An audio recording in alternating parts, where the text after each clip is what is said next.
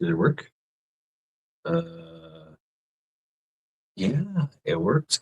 Greetings from the Erie Coast. This is Mashad. This is Stupid Snow Saturdays.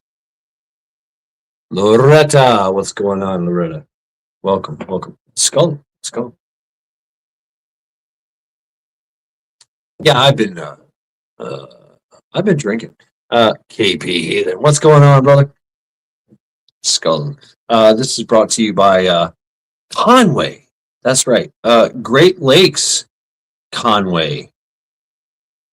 It is a really good beer. I like this. I love this beer. This is like one of my favorite beers.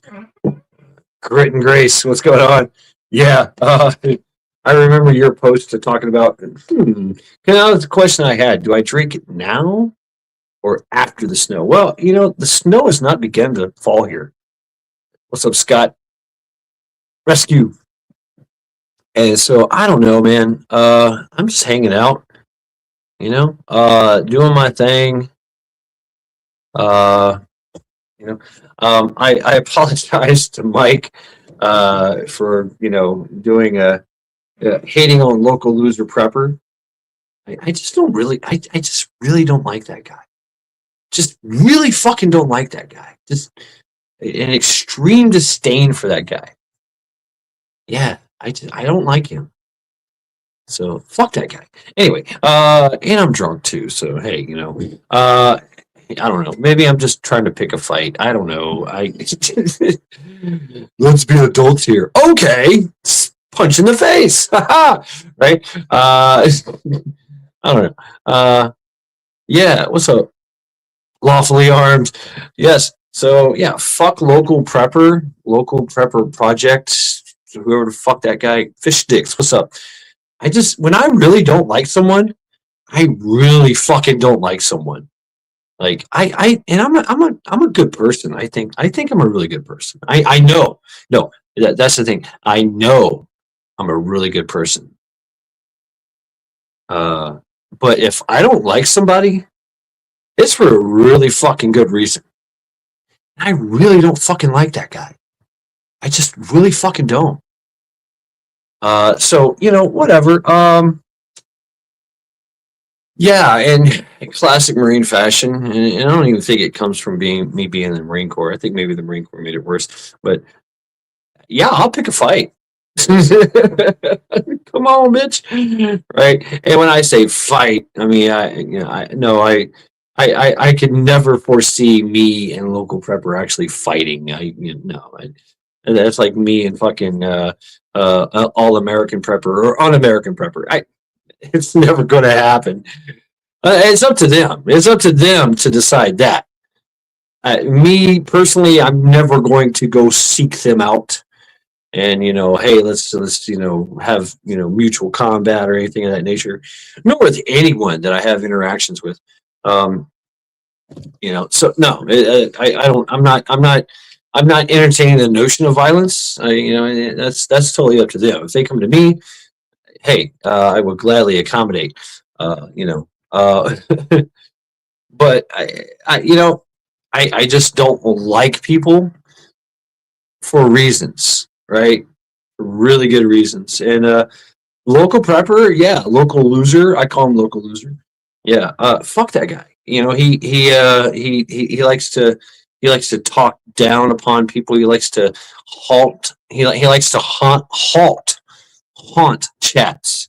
Like he likes to get into chats and go, "Oh, hey guys, hi, how are you doing?"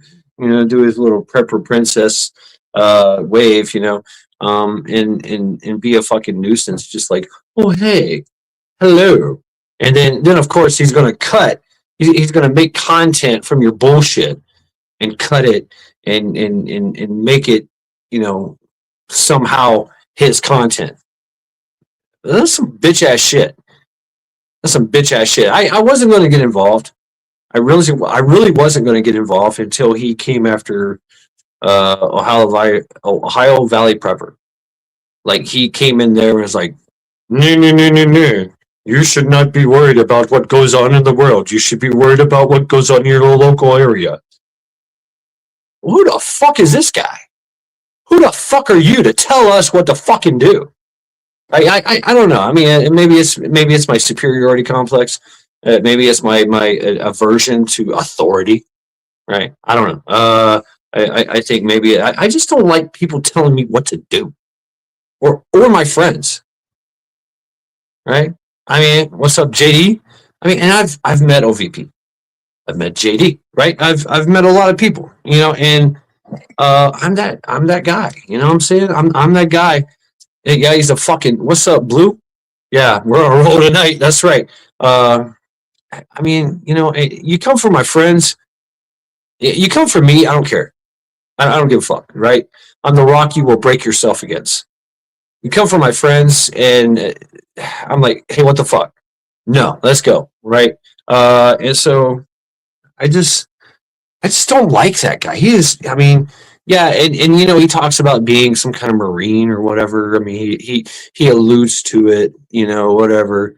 He doesn't talk much about it, but he gives little hints here and there about, well, I used to be a Marine, right? What the fuck ever, man. Fuck that guy. I mean, I tell you straight up, I was an E3. I got out E3, Lance Corporal, baby. I did 4 years in the infantry and said, fuck you. Walk the fuck out that motherfucker like, fuck you. Yeah. And fuck everybody. So, I give some Stiller vibes. I mean, I cannot confirm or deny that, any of that, Grit or Grace. And by the way, if he does come in the chat, please don't, ooh, Camel Carl, skull. That's right. Let's get rowdy. That's the thing, let's be adults here. Well, you know what? Part of being an adult is drinking and getting rowdy. That's right. So, fuck you, man. Let's get fucking rowdy. I mean, please don't what? Okay. If he comes in the chat or whatever, please don't ban him, don't block him, don't just let him say his thing. Just give him. Yeah, I want to hear what he has to say. I mean, matter of fact, if he wants to come on panel, that'd be great. Let's see if I can do this right here in my drunken stupor. Yep, I still got the wherewithal. Fuck yeah, there we go. Boom, there it is. And folks, drop your links. Shameless plugs for everyone. If you believe you're not, you know what to do. If you're not, then you're not. I mean, I'm just some guy. Seriously, I'm just some old motherfucking 52-year-old dude that had a 4-year stint in the infantry in the Marine Corps, and I got the fuck out, and I've been doing my thing ever since. That's it. I mean, I'm a free soul. I do what I want. I go where I want. I've had amazing experiences, met some amazing people, and when I love most people generally. I do. I really do. But that guy, I really fucking don't like that guy. I just really don't fucking like him. Yeah. I still love him as a human, I guess. Most people I do. But yeah, fuck that guy. I mean, no, I'm not getting down. I'm actually getting up. Like, fuck you, buddy. Fuck you, dude. Right? Greetings from the Southwest. So anyway, I just want to preface all that. I'm that guy. I can be vindictive. I'm human. That's fine. I can live with that. I don't mind. But yeah, if we want to get down to it, get down and yeah, I did try to actually start a fight. Yeah, that's kind of who I am. What's up, Rescue? What's up, buddy? How you doing, man? Shoot, man. Getting a little chilly down here. I think we got. Is it really? Yes. Before our freeze stuff starts down here, but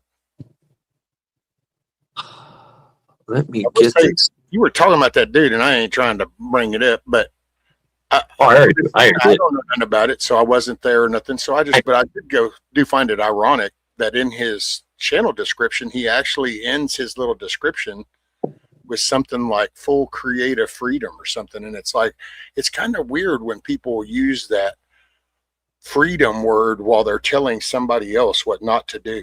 It's kind of like the people that say, shut up, I got the right to speech. And it's like, but doesn't the other person too? It's like, Right. Yeah. Welcome to free speech, motherfucker. Here we go. This is dissent.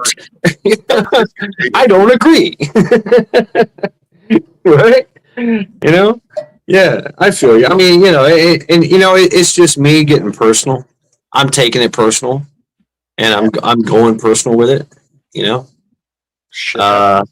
That's it's what happens. It's yeah. Yeah. I mean, I don't wish him ill will. I mean, yeah, sure. I wish he would die of dysentery or something, or actually, I wish he would get herpes or something. Something not like life ending, just something that just nags him for the rest of his life, like a bad goiter or something. I don't know, bunions, incontinence. But, uh, um, I don't know. What's up, bullfrog? But anyway, actually, okay, so yeah, I have been drinking. Yeah, I've been drinking a little bit. So, but I originally wanted to talk about, I don't know, this stupid snow, the stupid snow apocalypse upon us. Rescue, you are in Texas, and so I obviously we're curious to get the report. So please feel free to give us the snow ice report from Texas. so far in southeast, we've just gotten the moisture, so we've gotten the rain. Temperatures are dropping, and like that, we got about an hour before the freeze temp drops, and then from about 10 o'clock on is where it's going to start picking up. We'll probably be without power for a day or two, maybe, because I can see that happening. Because it's real prone with a lot of the rural lines that we've got through the pine trees and stuff, and you get ice on the limbs. That's the one thing. If the rain will stop, then the temperature's not so bad. It's the rain, because it'll put the ice on the limbs, and then that causes them to fall and knock lines down, and then it's a while before you can get back in there because everything's muddy and slushy, so it slows work down. Right. Now Scott is up around Dallas Fort Worth area, and they got like I think 2 inches or something so far. 2 inches of snow or ice? I think, well, probably a mix. Scott, is it a mix? An inch of ice and everything in Fort Worth around 2 incoming now. So it's ice. Oh shit! I mean, ice is bad. Ice is bad. Obviously, it's worse than snow. I would rather see snow than ice. Yes, me too. And I've been through ice storms in Tennessee before. It was bad. We were out of power for a week. There was no traffic on the roads except for us dumb rednecks. Really, it's like, hey, let's go down the road and see so and so. We're sliding down the road, fucking doing donuts down the hill. I mean, but We got a spot out here on the highway. Robert? It's always a bad spot, and a lot of times there's 18-wheeler wrecks, because what it is it's a dip down in, like, I won't say a valley because that would be insulting you people up north in real mountains and shit, but in Texas we call them valleys. It's a creek, but there's a bridge down at the bottom of it, and so it's so prone, and no matter what you put on that bridge, them trucks come down, and then they say, oh, and for some reason people hit their brake, and when they hit their brake, then it goes stupid on that bridge. If you just let it rip, when you drive on that ice, just let her rip and kind of just gently move your wheel a little bit. Don't hit the brakes. Brakes are the worst thing you can do. Yeah, exactly. Yeah. Yep. That's that. I mean, I grew up in Tennessee, and we did actually get some snow and ice, right? But it was kind of like I don't know. When it was snow and ice, it was like, ooh, let's go drive. Let's now's a reason for me to do donuts in the middle of town, right? But yeah, you learn real quick that, unless you want, what's up, Edward? You learn real quick how to kind of drive, in snow and ice. It's you brakes are not your friend. You want momentum, and you want to gear down. Like that's let kind of what they call engine brake. And let the weight of your vehicle kind of like sink in if you can into the snow. Ice, ice is a different animal. I mean, you better have like you're basically like balancing a basketball on a needle. It's hair raising, but slow is good. Slow is good. Slow. That's when slow is your friend. Well, that's what causes most issues is you have the driving habit of up on everybody's ass, and then you have a weather event like this come in and inject ice and shit into the mix, and all of a sudden riding that ass ain't a good idea because now you slide right into other people, boom, boom, boom, boom, and you end up with these chain events. Yeah, yeah. Going down a hill and thinking that you're going to stop, it's no, it's you're not going to stop. You're going to continue down that hill. It's I remember what one of the old timers said is like if you're going to drive in ice and snow, it's like flying a plane. There's no brakes in flying, right? It's you maneuver and you move. You have mass and velocity. There's a whole physics behind it, right? Mass and velocity, and you can't stop that. There's no stopping that because there's no resistance down below. Right. What's up, rule? That's right. Hold my beer. No, don't hold my beer. Give me my damn beer. I'm gonna hit that. I'm gonna take it to the head. And I'm gonna do donuts in the town square.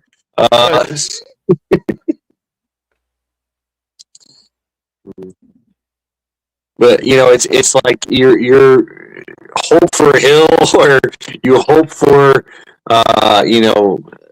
like maybe you can like I said, engine brake yourself or gear down, so to speak. But no, your brakes, you hit your brakes, you're going to careen out of control. You're going to keep going. You're going to lose control. Yeah, you just went skiing. Yeah. Yeah, see, there's a good old drive because you used to be taught to drive and then you were allowed to drive. I was talking with somebody about that the other day, and I think I might even brought it up on my stream or something I did last night or something. But it's like, dude, growing up, you sat in a front seat of a vehicle with no seatbelt on as a kid, and you could be going down the highway and you'd be like, I want to drive. And your dad could literally slide you over and put you on his lap, and you're doing 50 miles an hour down the highway. It was like, here, take the wheel, son. This is the sea, and you're going to learn to drive, and here's operate this motor vehicle. Not no more. Yeah. There we go back to yeah. I agree. I think the first time I ever drove was like in what you're talking about. My aunt had a 60-something Mustang, and she literally set me in her lap, and I took the wheel. We're just rolling down the highway. And I loved my aunt. I'd sleep in the back window. You could lay in the back window of the car, look out and watch traffic. People would wave at you, you'd wave at them. Yeah, I remember that. Yeah, you're like, yeah.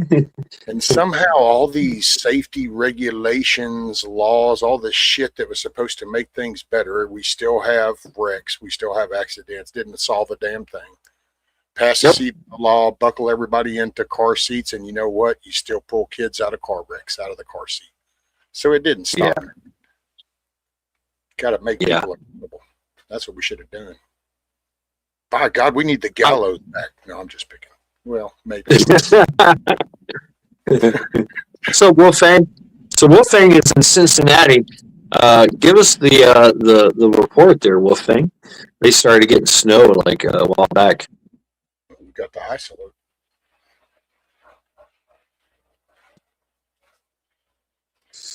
WKRP in Cincinnati.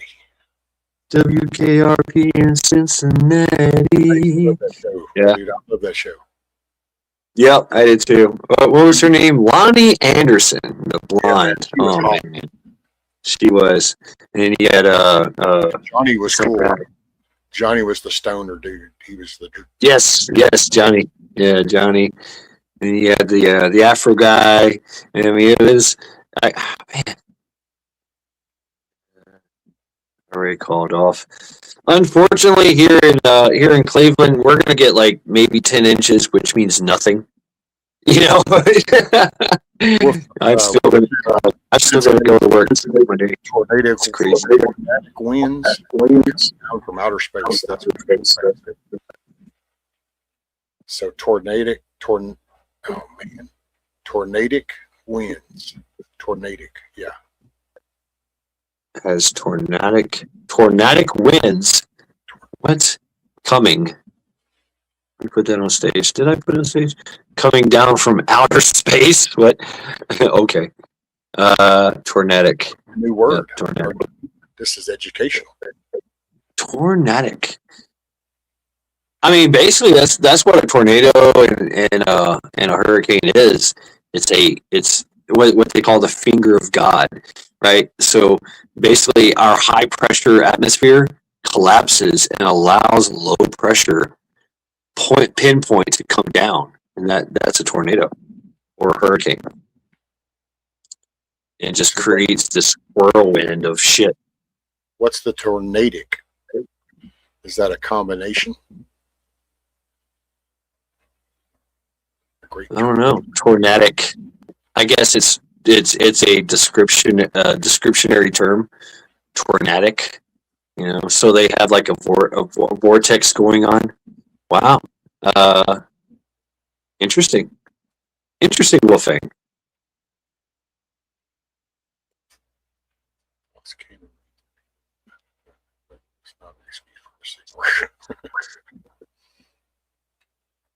OVP ass boss. Who is the ass boss? What?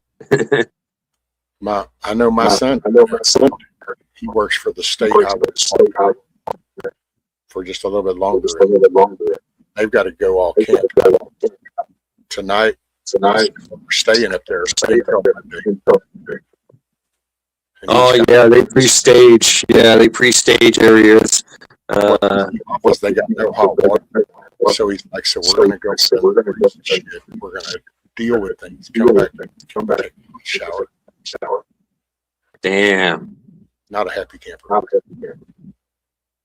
Oh my. I mean, yeah. Take a cold shower. I mean, at least it's gonna be a quick shower. That'd be one of those baby ones. Right? Yeah, take a whore bath. Set those in the truck. Take a bundle of those and you put them on the floor of the truck. You have the floor heater going, warm them up, and kind of wipe down with something. Yeah, the dude wipes are pretty cool. I like that idea. Yeah. Scott Humber just checked outside. Now we have 2 inches of snow, sleet mix on top of the inch of ice. Now is supposed to be the time that we get some kind of snow or accumulation. I'm gonna look out the window. Now's one of those moments where you can go, wow, I'm kind of grateful I'm the first responder. Yeah, we have nothing here in Cleveland. Nothing. There's nothing going on. It's cold. That's all. Damn it. Here we go. Tuck. Wild Florida man appears. Here we go. Set.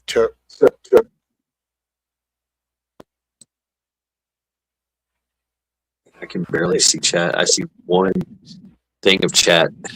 Oh yeah, that's right. I can do this thing. Where is it? It's showing on the screen. Let's see. Yeah, but Can you see it better like that? Yeah, with my old man spectacles on. Yeah, sure. No, I still can't see it. No, I can. I have to change the chat. How do we do that? Okay, whatever. Teleprompter. There's buttons I can push. I forget what kind of buttons I can push. Oh, right here. Wide and big. There we go. Boom. There it is. And I don't know. It just I'm on my I'm on my mobile phone, so it's just going to be problematic. It's just the way it is. That's the thing. It's we have rumors of things. Tiny ice crystals falling in the sky. What say you? I see nothing. I got nothing, and I'm literally like miles from the Lake Erie. And across the Lake Erie is Toronto. And that's the thing. Canada, they get this shit all the time. It's like in the middle of summer they get shit like this. So Oh, I here we know. are.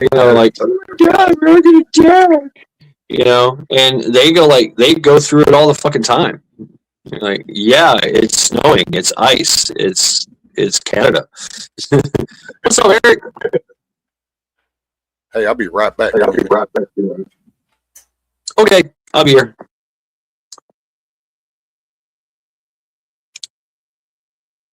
Yep, just having a.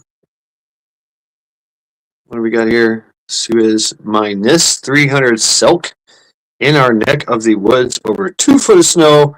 Hey, from Ontario, Canada. All right. Thank you for the snow report. And you know what? That's the thing in Canada. Canada is like right across Lake Erie. I got Toronto right across Lake Erie. We share. I don't know. I think we get the brunt. We get worse. Like everything comes from Canada, across that lake, and gets more intensified than it hits us in Cleveland. We're just like, okay, I guess I'll stay inside and drink more, right? But I don't know. I mean, but hey, it's all relative, right? Depending on where you're from. So I used to live in South Carolina. I got snow in South Carolina. I was there for 3 winters when it snowed in Myrtle Beach, and nobody knew what to do. Nobody knew what the fuck was going on. Who is Jim D? Jim D, who are you? I'm I'm I'm I'd like to let you on, Jim D, but I do not know who you are. Oh, is it yeah, yeah. There you go. Are you JD prepping? Yes. Yes. Of course you are. Of course you are. All right. Welcome. Welcome. I'm thinking like, who do I know this guy? What's up, brother? How you doing? Good to see you again. I'm just preparing for Snowgeddon, right? Preparing for Snowmageddon. Tell us how your preparations are going. Oh, I think we lost him. Did we lose JD?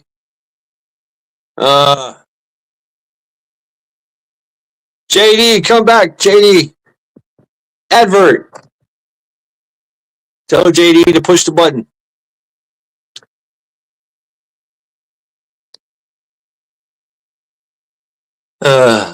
Tons of groceries. You know what? The only thing I got was beer and snacks. That's it. I mean, and only because that finally my beer came out. Like my favorite beer from Great Lakes came out, and so I bought a case of it. And that's it. That's it. Come back, JD. Come back to us. I guess I'll drop the link again. Just in case he loses signal completely. Yeah, I got one line of chat. That's how fucked up this is, man. Fuck. I really need to. All right. JD, can you hear us? You're in audio only. No? Yeah? Something, maybe? JD is making snow angels. Angelies? Hey, I hear something. Who is that? Is that JD? Yeah, JD. I hear something. Who is that? Oh, here's some. Yep. Yep. Okay. I hear you said yep.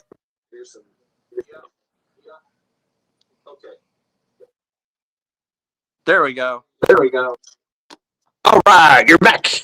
Outstanding. Sorry. My wife called. She's leaving work early at 11:30 tonight, so I got to go pick her up. Oh, okay. Yeah, well, you got an hour and a half, I guess, to hang out with us. Yeah. So how are you getting prepared for this snow apocalypse?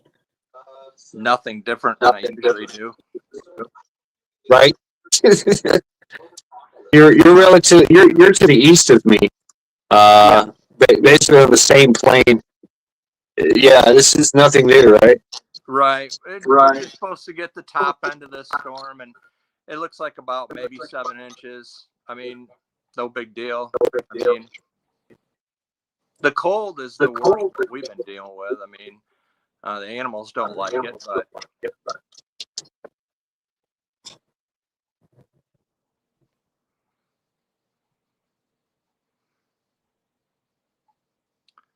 still there. Just another freeze. Yep. Oh. Another freeze. Yep. That's it, really. Most of the That's thing I good. always usually worry about is just the electric side. And we kind of already have I won't say a plan because nothing's set in stone, but we kind of have a little format we do because we just never know. Power goes out, and usually I try to look into where it is. That gives me a good idea. I'm going, okay, I know the response is going to take at least this. We've been out for a month before some of the storm sections. Yep. Now I'm even better prepared. We got the propane generator,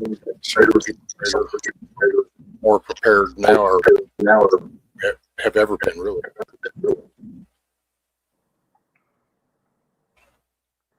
And don't have little ones to take. It's kind of a blessing. So I feel for the people that have kids that don't much. Kids don't understand. It started snowing here about an hour ago. Just a little bit. I mean, it's barely a dusting right now.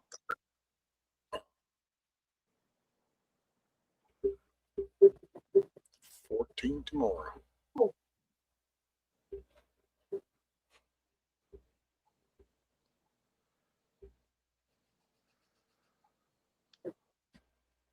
Did you guys get anything down there? It's coming in now. And then now within the next hour and a half, where the freeze is going to start to hit. So then we'll start getting our sleet, ice, and tomorrow's going to be the most. Nah. If the rain will stop, it won't be too bad. That's all I worry about. It's going to be the ice on the limbs. That's going to knock power out. And it always does it in the highline sections that are always a pain in the ass to get to begin with. And it's like, hey, so. You know, if I didn't have the generator already and didn't have it fueled up and have everything all ready to go, I'm sure I'd lose power. Right. Oh, yeah. So I guess that's a good thing about being all prepped up. Oh, yeah. Better than not eat until eat it. I talked to my mom. She's in West Tennessee, which they're currently getting ice and snow. What's up, Kennedy? Minus 26 here and dropping. Oh, man. I think we're at 3. We're supposed to be like -3 tomorrow. But yeah, I plan on getting out, walking around, doing some stuff. But my mom, she's in West Tennessee. And this is not her first rodeo. She's been through numerous ice storms. She's 79 years old. And of course, I called her to caution, like, hey, Mom, are you okay? What do you need? And, she's like, she looked at me and says, I got clothes, I got pajamas, I got peanut butter, I got tuna fish, I got crackers. I'm fine. I'm like, okay. Okay, yes, ma'am. I'm like, all right, cool. She's like, I'll be fine. I don't care about this. This is nothing new. Yeah. And, I guess that just comes from experience, going through shit like this. Go ahead. Who was? She knows enough not to go out in the weather like this. I stop and get her mail paper and stuff, and my daughter helps out.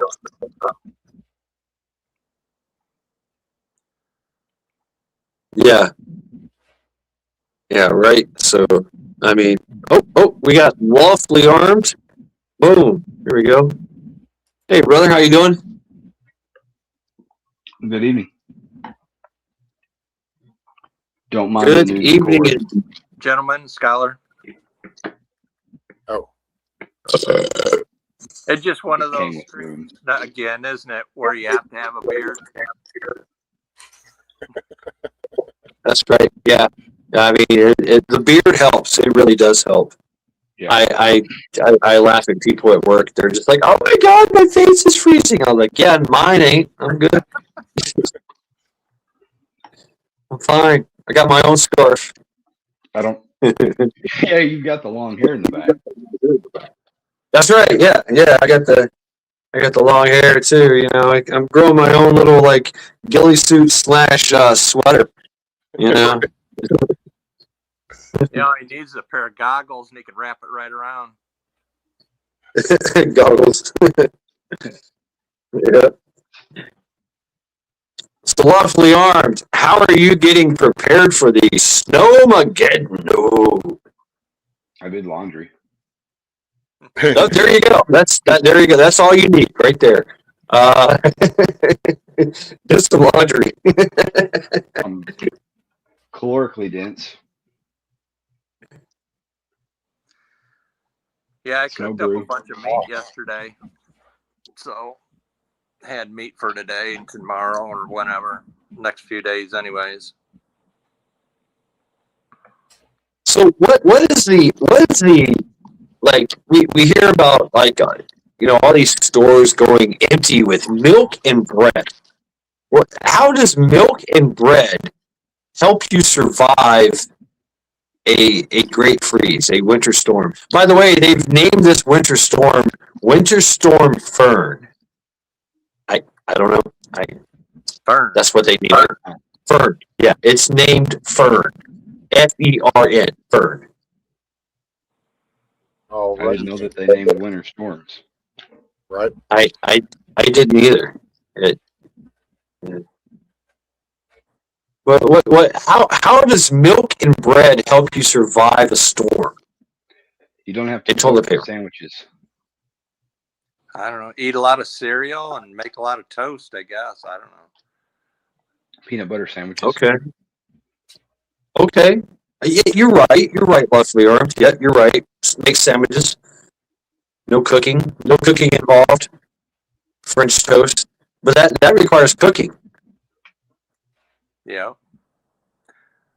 I mean, Well, you I have your plan on milk refrigerated, so you might have something to cook with. That's what I always find funny is people go and buy a bunch of refrigerated shit.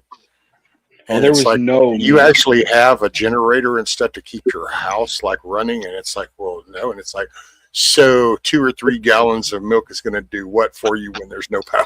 It's like, Exactly. They showed these people today on the news in line at the grocery store with all this microwavable food. And I'm like, really? If the power Yeah. goes out, where are you gonna plug your microwave in? I got There 40 was- TV yeah. dinners. There was no meat Wednesday when I went to the store. really. Yeah. We did have one I mean, day. I wasn't I think after a week meat, and a but half. there wasn't any to buy. See, we don't, but we stopped buying meat from stores. We just What's do up, our Billy? culture now with things kind of, I don't know, man. It's like the whole country just went crazy, from 16 on. So it was kind of all second guessing everything. They did all that vet shit with now you got to go to the vets to get your animals medicine and shit like that. And, you just kind of look at that. So we started buying from, we have a local, there's like 4 ranchers that then all go into this one meat market kind of thing. So they always, That's cool. That's really cool. higher, you would pay a little bit more, but man, you can sit there and watch the meat cook and see the difference. We See the difference, smell the difference, taste the difference. raising that was it Wagyu meat, and they used to be dairy farmers, and then they went into this, and they raise them, they butcher them, and they sell them, all their meat. So we went over there and we bought a bunch of meat last week. Right on the bench. Right on the bench. Let's go. Right on. That's a great idea. I mean, there's a lot of farmer markets around here, and they that's what they do is they get farmers, farms and husbandry, and and that's what they do is they showcase these farms that give them the produce and support local farmers. I love that. I fucking love that.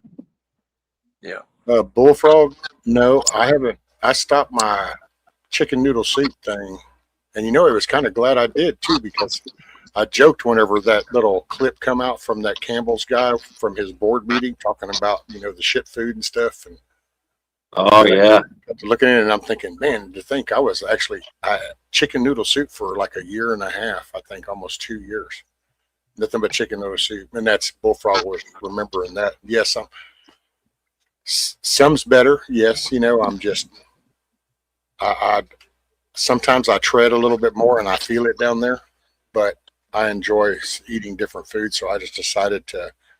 I don't know, man. I'm here until I'm not supposed to be. That's what it comes down to. So, right. I love that. I'm here until I'm not supposed to be. That's it. So I do enjoy food. I watch this, like I do try to watch the seeds and the nuts because that's okay. But my greens, I still eat my greens. Not supposed to have. Don't eat it out. I looking back and taking stock of what I eat mostly protein and carbs and cholesterol. I really do. I went back on the all protein. Just eggs, cheese, butter, and meat. Yes. Thank you. Appreciate you, Bullfrog.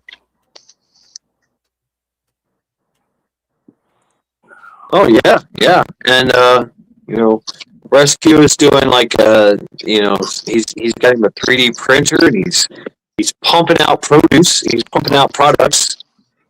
Yep. Produce. Production. Close enough. Starts with a P. Yep. Yeah, and I've been getting. I move around. The past couple of months, I pushed my boundaries a little too far, so I kind of have been feeling it the past month. But I've been trying to get up and move a little bit more. I won't get all into it. Just my faith has really helped me a lot. I'll put it that way. Right on, bro. Right on. That's what's up. I love hearing about that, man.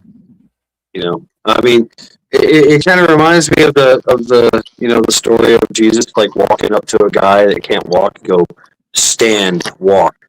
He does it. Well, it's weird to talk about, I'll say, because I don't know. It's like April last year. I can still remember that. It's like it woke her up too. But I don't know. Some shit popped, and all of a sudden it woke me up, and I've been able to. My legs still hurt, but I've been able to move them a little bit better than what I was, and so it's just. Yeah, I do that too. I listen to my body. Like if for some reason, strange reason, I need to eat some kind of greens or oranges or fruit or something, I go and get it, and I allow myself to indulge that stuff, and then I just carry on with with whatever. 1 gram of protein per pound and ideal body weight per day. Yep. At least if you're under 50, you have to do more. Yeah. What if you're over 50? Do more. less. No, you don't. More, Yeah, you don't observe. more protein? More. If you're wanting to gain muscle, yes. Your body doesn't Oh yeah. Okay. absorb. Oh yeah. Yeah. I've noticed that I've come to this point in my physical life where if I don't eat enough, I'm starting to get atrophy. You know, I can feel it in my neck. I can feel it in my legs. I can feel it in my arms. You know, and I need to work those things out and eat more and take more supplements and that kind of thing to keep some kind of and get more gains, right? So I don't know what you're showing us. Creatine gummies. Oh yeah, yeah. I do creatine every year. Yep, I do the creatine. I got the gains. It's called gains creatine. I take my little drink every day. But yeah, creatine and testosterone. That's the other thing is I do black forest supplements with the testosterone to help me with the the lowering, because when you get older, it starting around 40, you start to lose testosterone, and that's what you need to build that muscle mass, to keep that muscle mass. And yeah, I've been hitting that hard for many years now. Gotta keep them nice knife hands stick. That's right. That's right. I remember when I was young and I was doing all the gonna do the buff shit. Man, it'd be all about eating all the eggs I could eat and peanut butter sandwiches. I'd eat steak, and I'd just go rip until I'd feel the burn, and then I'd eat meat and do all this. Man, I don't know. It was funny back in the days when I was young. Nowadays, I've come to terms with moderation. I think most things are okay if you just do things in moderation. It's amazing how that word fits into just even eating, just moderate. Yeah. You can have the cheesecake. You just don't have to eat half the cheesecake. Well, I like to feast. It's Yeah, cheesecake. I like to feast, but I do notice that I can go a day or two without eating if I wanted to, right? Well, that's But good for you. I That's know what I that. do anyways. The fast like that. Yep, the fasting is good for you. It is. It resets your sugar. I think it's the best. I'm not a doctor, nor do I give health advice, even though I do. Fast will reset your sugar. It boom drops your sugar. If you're diabetic and everything, just don't eat. That's the one thing I have a hard time with. I have a hard time fasting, and it's just kind of, I don't know if it's, I guess in my own little form, it's my own little PTSD kind of thing, but it's like trying to tell my psychologically to not eat. And it's like, I don't know, man, I've had those moments when there's been nothing. So it's hard to let go of that. Yeah, I had an uncle, Uncle Lane, God rest her soul. He came from a farming, back in the day kind of Tennessee farm, and they went through the Great Depression, and he remembers a time when there was nothing to eat. And so now, going forward into his adulthood, he was obsessed with eating. He would eat constantly and make sure that everybody had food to eat. Who's popping? I hear some terrible audio going on. Okay. All right. It stopped. Nope. Now it started back up again. What the fuck? Everyone check your audio. Yep. Can you hear me? Mm-hmm. Yes, I can hear you. Yes, okay. We can all hear. Lawfully, are you on your keyboard? Oh. I don't know what that is. Yeah, it means 5x5. He's good to go. Sounds like a bag of Fritos, but I don't have that. Yeah.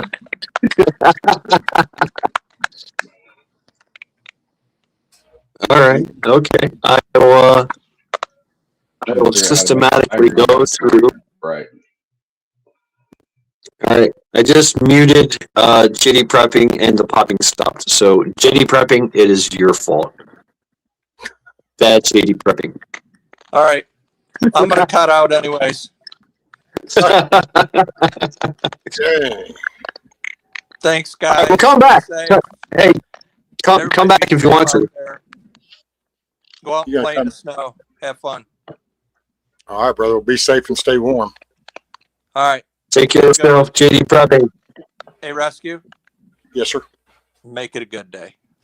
Got you, brother. Always. It's your signed agent. So, Great grace. Right on. it's JD's. It's your signed agent. Oh, is that who it is? Grit and Grace. Yeah. Good night, JD.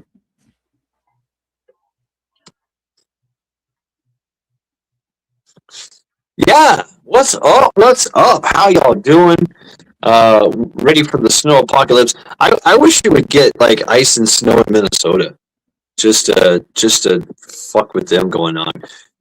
What's going on in Minnesota, man? Oh my god.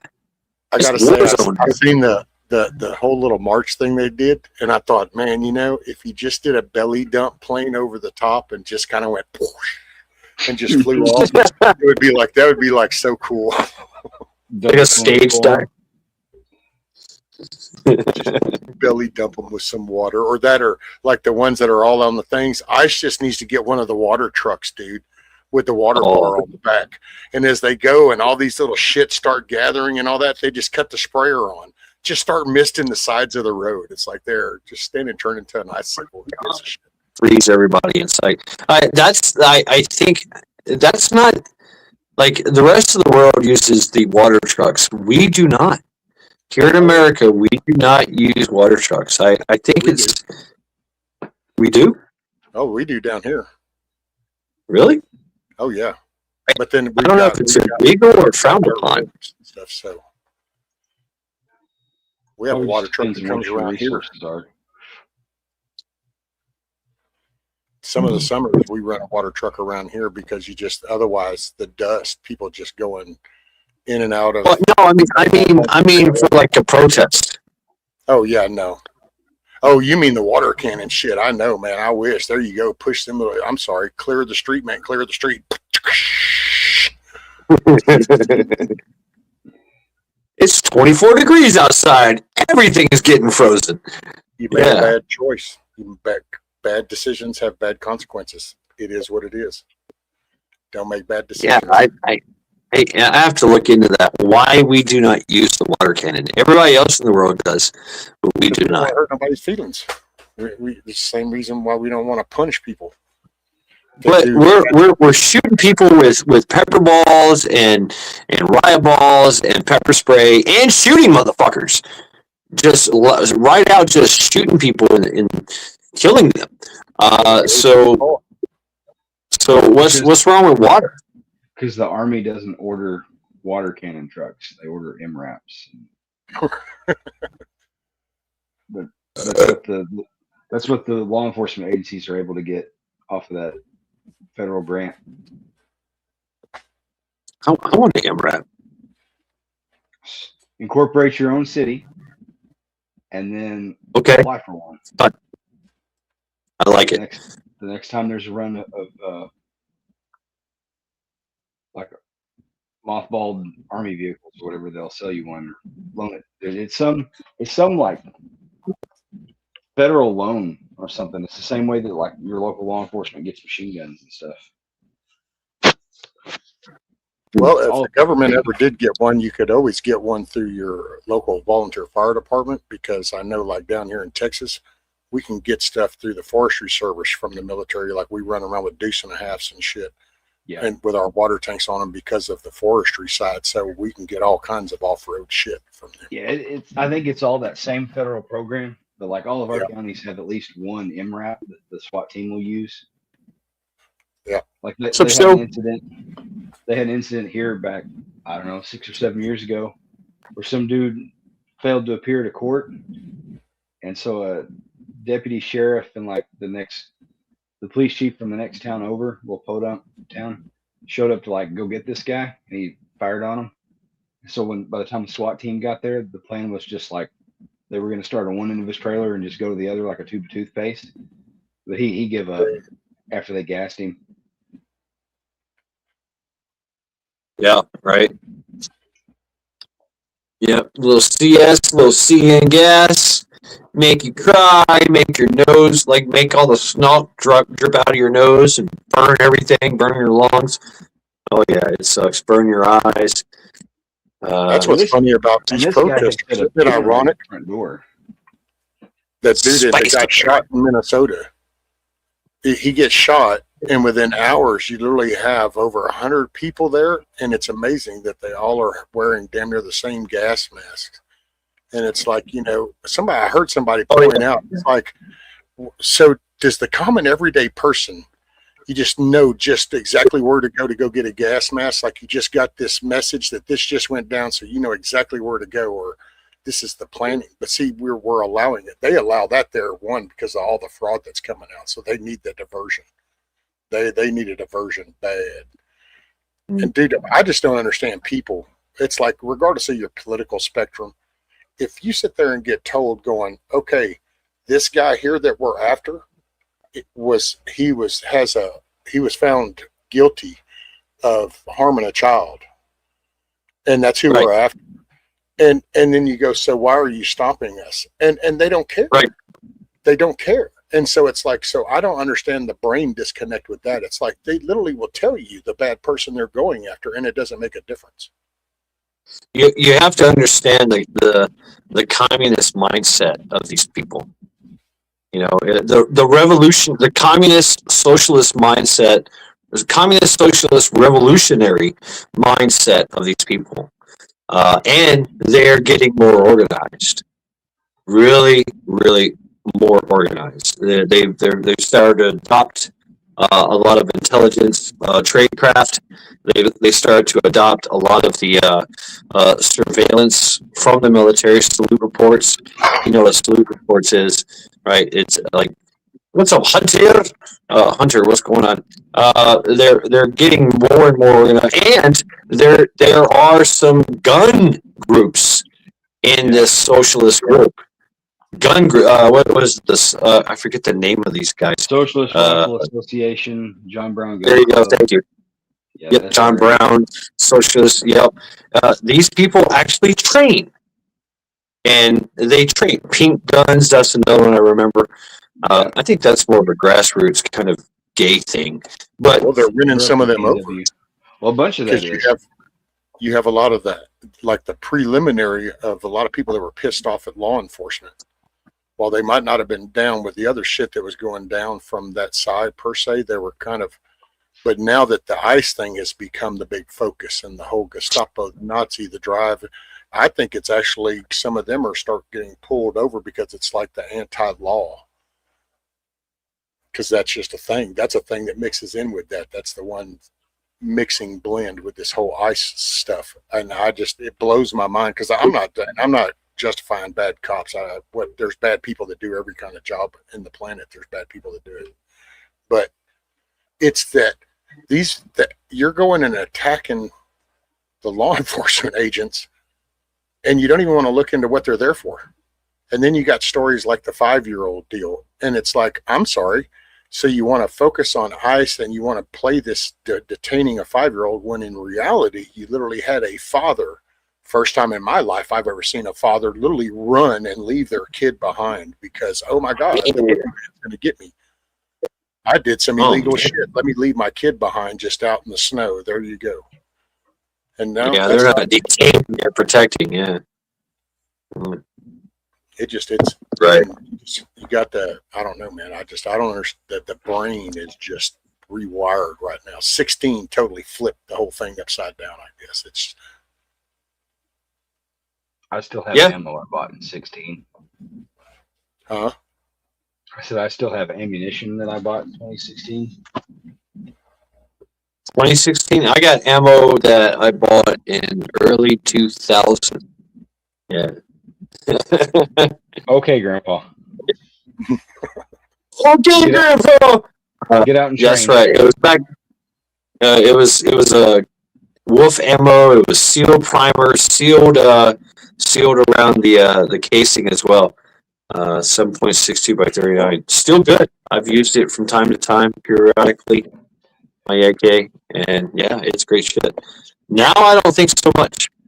I don't think that it's hard to find the lacquered stuff, the lacquered steel primers and casings. Oh, he's gonna prove us wrong. Here we go. I got some 410 shells from 2000. Yeah. Yeah. I You don't know what? I have no intention of ever shooting them. I've looked at them and thought about, yeah, I'll go throw those I'm out using there the in good fire. stuff as a bedside table right now, so I can't prove it. But Oh, damn. Hunter Bidding has time. 308 ammo that he reloaded with his dad over 36 years ago. That's badass. That's amazing. Oh, auction's over. Show and tell. Legally armed is here. What were we auctioning? Oh, well, when you Whatever. leave, you start Whatever auctioning. you leave, man. Yeah. You turn your back, we start auctioning your shit. Oh God. That's You were all. still This in is the not lecture. OnlyFans. Put your ass away. Let's see. I had some decorative Yeah, probably. boxes, like older stuff, but I don't have anywhere to put it right now. So it's I just think my mom has like stuff like from 40 years ago, or no, yeah, like 50 years ago that I used some old 30 rounds. okay. I haven't ever been able to do like show and tell. I promise I won't show any cues. There you go, folks. Freaking out. Let's see here. No, this stuff's old though. The old stuff is over there. Nah, it's kind of old. It's loose and stripper clips. Some of that's old. There you go. Sub 62 by 54R. Where's like old boxes though? I mean, tell you the truth, and bullfrog. I mean, I had I had the problem in South Carolina because of the high humidity. I had to like kind of what I figured out was I took these large natural absorb and oxygen absorbers from my work and put them in with my ammo and then kind of like sealed it and then hermetically sealed it into the ammo box that I was storing them in to keep the humidity off of them. I can't figure out if you thought that was a good idea, like if that would, because the moisture with the gunpowder is the flaw. That's what you want to avoid, right? Is the moisture with the gunpowder. So I would think if you have an ammo box with decadent in it that absorbs the moisture. The lacquer. I might no, I don't have any. I got it stored somewhere else. But the lacquer sealed primers and the lacquer sealed casing, those are badass and they keep for a very long time. I'm sorry, folks. I can't take off legally armed off the main screen. I don't know how to do that. Sorry, everybody. There you go, like that. It's lawfully armed. There you go.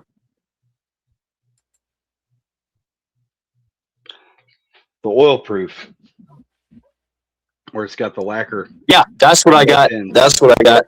Same shit. That's Wolf. Right? Is that Wolf? Tool ammo. Yep. Yeah, I got 1,000 rounds of that shit, Dollar points. and it's good to go. I've got a bunch of Yugoslavian M76.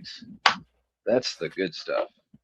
What's up, that stuff's got the copper wash on the steel case, and then oh really? Yeah, the projectile is that original M43 projectile, so it's a full metal jacket, but up at the nose, under that thin jacket, there's an air pocket So when it hits, like it's like a crumple zone on a modern car, that jacket deforms and lets the bullet yaw and tumble. So you get that 30 cal hole, but you get that 5.56 style flip. Oh, that keyhole indentation. Yeah. I don't know how to take you off of Main Street. Well, I It's can the do this. lawfully armed. I mean, Welcome to the Lawfully Armed Show. there you go. What the fuck? It still didn't help. All That's the right, here we background. go. There you All go. right. All right, here we go.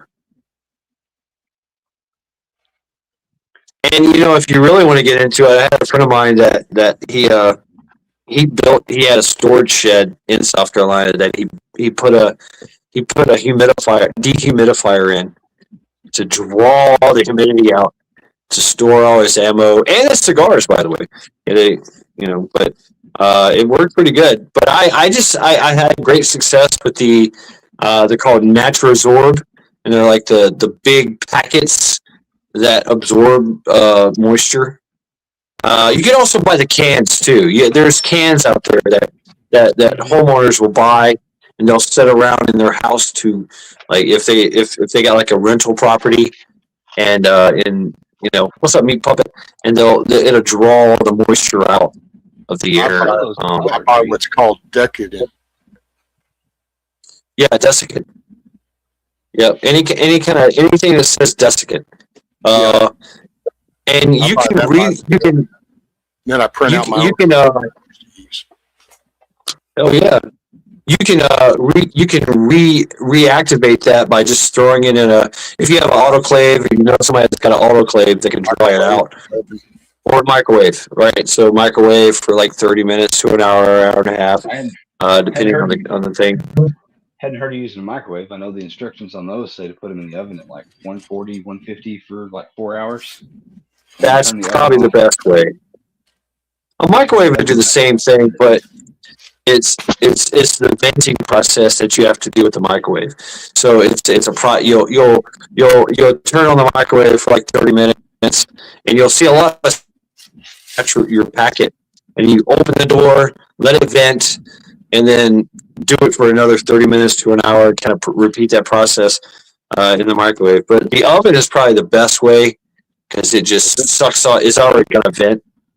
On the jug of this, it says the oven is a half hour to 2 hours at 250, or the microwave 10 minutes at defrost. And that's actually on the jug. Oh, the defrost. Yeah. But that's I buy these because this is what I use in my cleaner for my filament. That keeps the humidity out of the filament. Cool. Yeah. We're getting, but I mean, as preppers, Naturozorb and oxygen absorbers, just throw it in there and suck out as much of the air as you can, and that oxygen absorber is going to pull all that oxygen out and kind of like vacuum seal your package, and that works pretty good. But I've been terrible. I've been terrible at keeping ammo. Especially in South Carolina, I just took a bunch of those natural packs, natural absorb packs, and threw them in there, and in whatever ammo can, and I would put it in a plastic bag, Ziploc bag, and that was it. That's all I did, and used it after years, and it was good. Ooh, an air fryer. See, that's a good idea. What's up? An air fryer? I mean, convection, because it uses dry heat. Yeah, that's a great idea. What's up, buddy?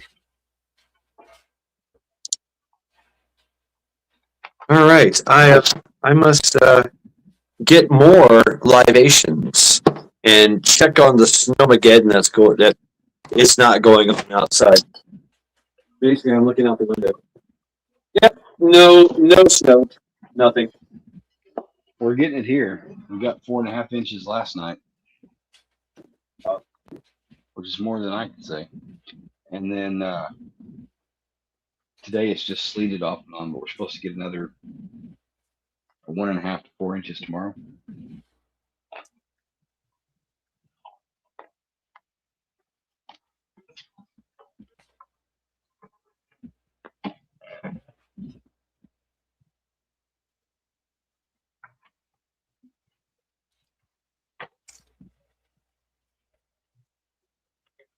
Hello, and welcome back to Lawfully Armed After Hours. I'm your host, Lawfully Armed. How are you taking over my live stream? Fuck if I know. I just turned my camera on. It Oh, just damn. happened. All right. I mean, my camera's on, but If anybody had to do it, at least it's somebody not homely. well, I thank you for your restraint. Run guns. Yeah. Hide my arm and just be like an apparition, just a face. So I had plans to go shoot my fucking Canton sometime this weekend, but you know what? I just I got fucking lazy, and I was like, fuck it, I'm just gonna take a nap, and that's what I did. I almost got a nap, and then I didn't. And it was my turn to shower and do laundry. We were trying to kind of spread it out in case the power went out. Yeah. This way I won't smell right if it does go out tomorrow. Because the snow's not a big deal, but if we get a lot of sleet or freezing rain, that's when power lines start snapping. Yep. And that's the real concern around here. Everybody can weather the snow. You can even drive on it when snow or when the sun comes up, but Yeah. But that ice on them lines and them tree limbs, that's Yep. no power. Tried to let the cat out this morning. She was like, she put one paw out and was like, no.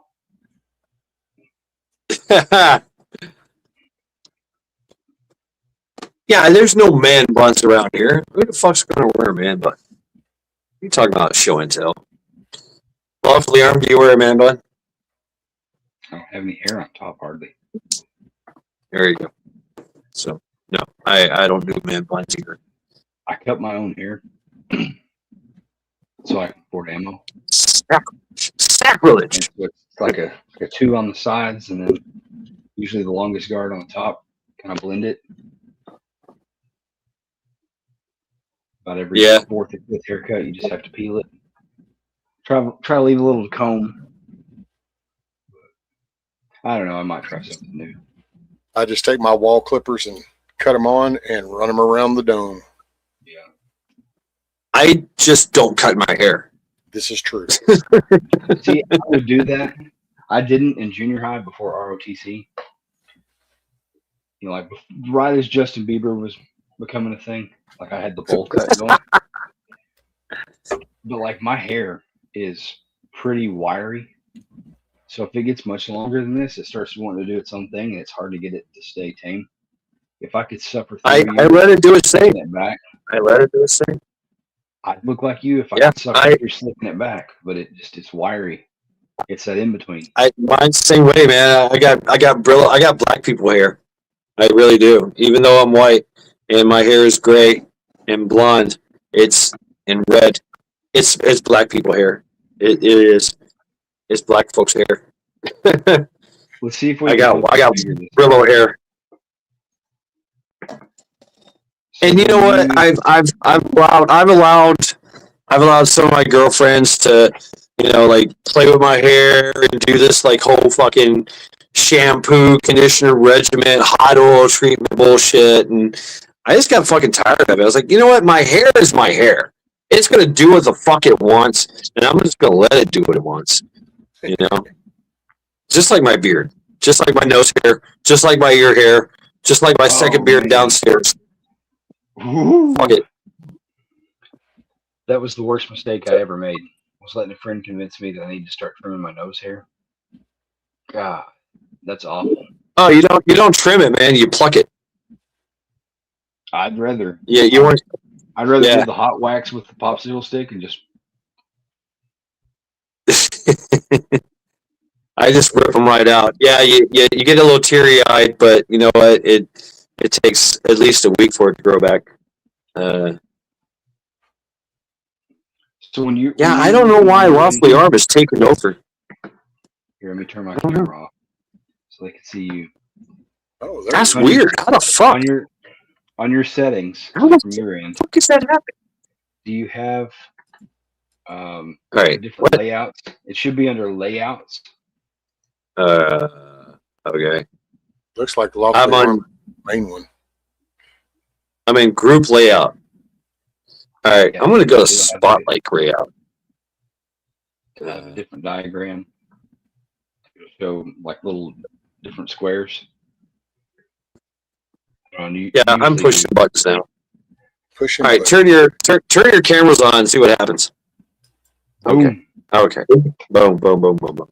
Yeah. There we go. It's fixed. Push the button. I fixed it, and I'm drunk. Ha. Hey, maybe that was the operating variable right there. That was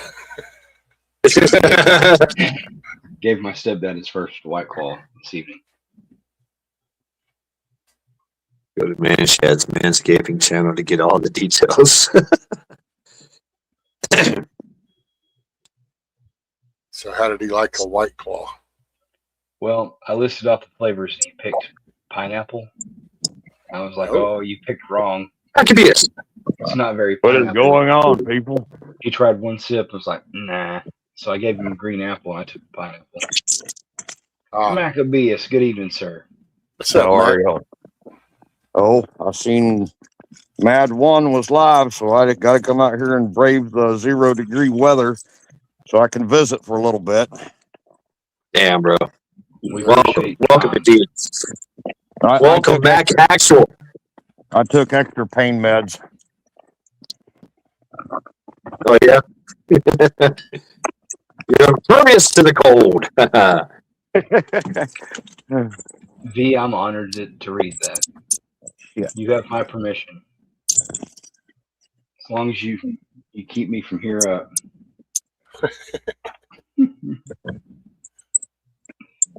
You're welcome to use the likeness.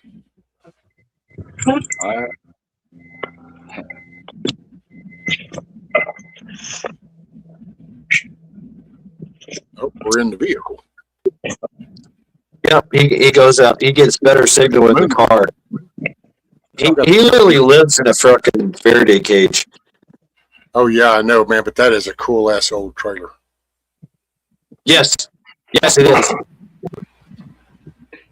My building's a Mackie- Faraday cage too. Well, that's true. That's what he's saying. Mac, have you made it back upstairs? No, I'm still in the camper. Did you hear me? Yes, sir. Yes. You can hear it. Yeah, that's the whole reason I'm staying in the campers for being able to stay warm this winter because I'm not cutting firewood. And I'm trying to get all my charger and everything hooked up here. There you go. I'm All right, Chuck. it's 84 in the camper right now. Oh hell yeah! Wow. Tuck, stay warm. I'm pretty pleased. That's warmer Yes, than sir. when I heat the building with wood.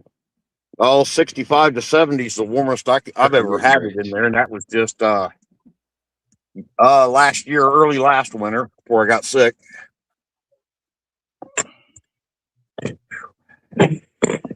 All right, I'm gonna put you up here on the dash. I'm driving to town to get me some cigarettes so I can sit out here in the car because I ain't gonna roll me a bunch. Oh man. I have to like gear up and go to my truck. And it's like 3 degrees outside just to get like extra packs of cigarettes I left in the truck. I'm dreading it.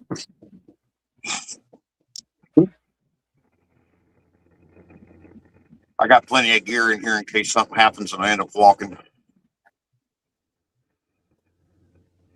Yeah. We'll pray that doesn't happen. Oh shit! I gotta get out and wipe my headlights off. I don't have hardly any headlights because the snow's so piled up. Yep. It's exceedingly what rare kind that of- I call in. I took a snow day today. So give us a weather report there, Maccabeus, in Missouri. It is, let me see here. I'll tell you about the car thermometer. It is, car says it's 3 degrees and it's snowing. It's been snowing just kind of lightly all day. We might have, 3 inches at the most. But I guess it's supposed to snow through the night. And other than that, it's just cold. Next week, it's supposed to be all single digits. So probably running the shit out of that kerosene heater. I usually just use the electric to keep and the electric keeps about 75 to 80 in there. But when it turns off single digits, electric won't even keep up. So I have to fire up that kerosene heater and it works really good. I came home from work about 4 years ago and somebody had piled a whole bunch of junk in my driveway. And there was this kerosene heater and it's like one from maybe the 90s. I was like, oh, cool. And it was like almost clear full of kerosene. Ended up this guy's dad had died and he cleaned out his shop and just come over and dumped it in my driveway because he knows I collect junk. And that has been one of the best gifts I've ever got. Let me clean my headlights off so I can get out on the middle of the highway. Yes, sir. It's 18 here right now. And over the next 24 hours, it'll only get colder. Yeah, I think it's in the single digits. I think it's like 3 degrees outside. And then the next week, starting Monday, it's going to be like in the minus single digits. I don't know. But we were supposed to get like 10 inches of snow starting at 8 o'clock. It's almost 11 o'clock now. Single digits, I think. Oh, shit. So we'll see what happens. There's yet to be any kind of snow. Now, last week and throughout the course of a couple of weeks, we've had like a foot of snow here, 3 inches here, 5 inches there. I mean, it's Cleveland, so we've got mountains of snow everywhere and snow and ice. And sometimes we'll have a heat wave come through and it'll like get 38 degrees, and the snow will start to melt and then ice over, and then you've got this like nice crisp ice all over the parking lot and crunchy snow. And then I'm looking forward to some good fluffy snow. We're supposed to get like 10 inches. I don't know. We'll see. I doubt it. I really seriously doubt it. I don't really care. I'm probably gonna. You know what? I was hoping. Oh my God! I was hoping that work would call me and say, "Guess what? Monday, don't come to work." But it's looking like I'm gonna have to go to work Monday. You But drive a whatever. tank anyway, so I've been venturing outside. They've been allowing me to venture outside now, and so Friday I got outside and literally, Cleveland. I'm doing a lot of delivery and route work, and so getting outside, my hands, all of us, our hands were just freezing. Absolutely freezing, but we're still working, right? And having to go outside and do stuff, work through the elements. Trying not to fall. That's the biggest thing. I say, don't fall. It gets expensive. I know from experience. I have a titanium ankle. I'm always Is your, amazed. is your tank you drive at work 4x or 6x? Nope, not at all. Not at all. Yeah, it's a lots of fun. It's a lot of fun.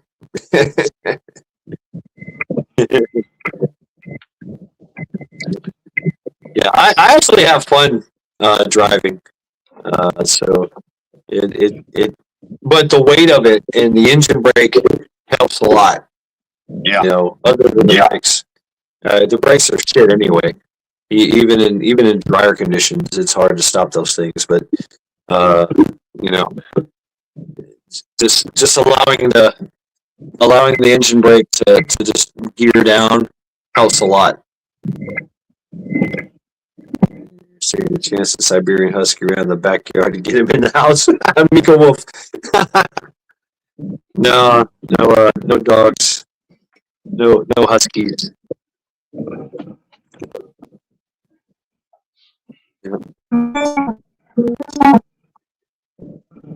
You wouldn't believe I think we got an echo. one fall away from breaking a hip and dying. To find it prudent to come to a gun store on a snow day. I mean, every year, it's the guys with Jeeps and like 4-wheel drives, and it's the old people driving the yard yachts that have no business being out, doing the old man shuffle from their car door to the front door, and you're inside looking out, going, "Oh, please don't fall, please don't fall." Yeah. Yeah, I see that a lot. Old folks getting out of their cars and just literally, taking little inch steps to their destination. And some of them have canes. And they're like, Yeah. but they do it. I mean, slow and steady wins the race. Y'all was talking about old ammo. I've got Yeah. I've got some that's probably about 95 because I bought it just before OKC happened. So it's 94, 95 time range, I'd say. 94 to 95, somewhere around there. Yeah. I've got surplus from the 60s. I used to be able to buy that stuff by the case for like $70 at a gun show. I'm sorry if I talked over anybody. I can't hardly hear anything on y'all's end. All good, brother. You do your thing. We will shut up and listen. I'm sorry. I'm not intentionally the kind to walk on other people. I don't care. Get in where you can fit in. If I have to moderate, I will. But, I mean, for the most part, speak your piece. Speak your mind. Right. Let me do a test here. See if I'm in chat. Jeff Curry's comment. I feel sorry for women. They'll never know how fulfilling it is to pee their name in the snow. I see it. Good. All right.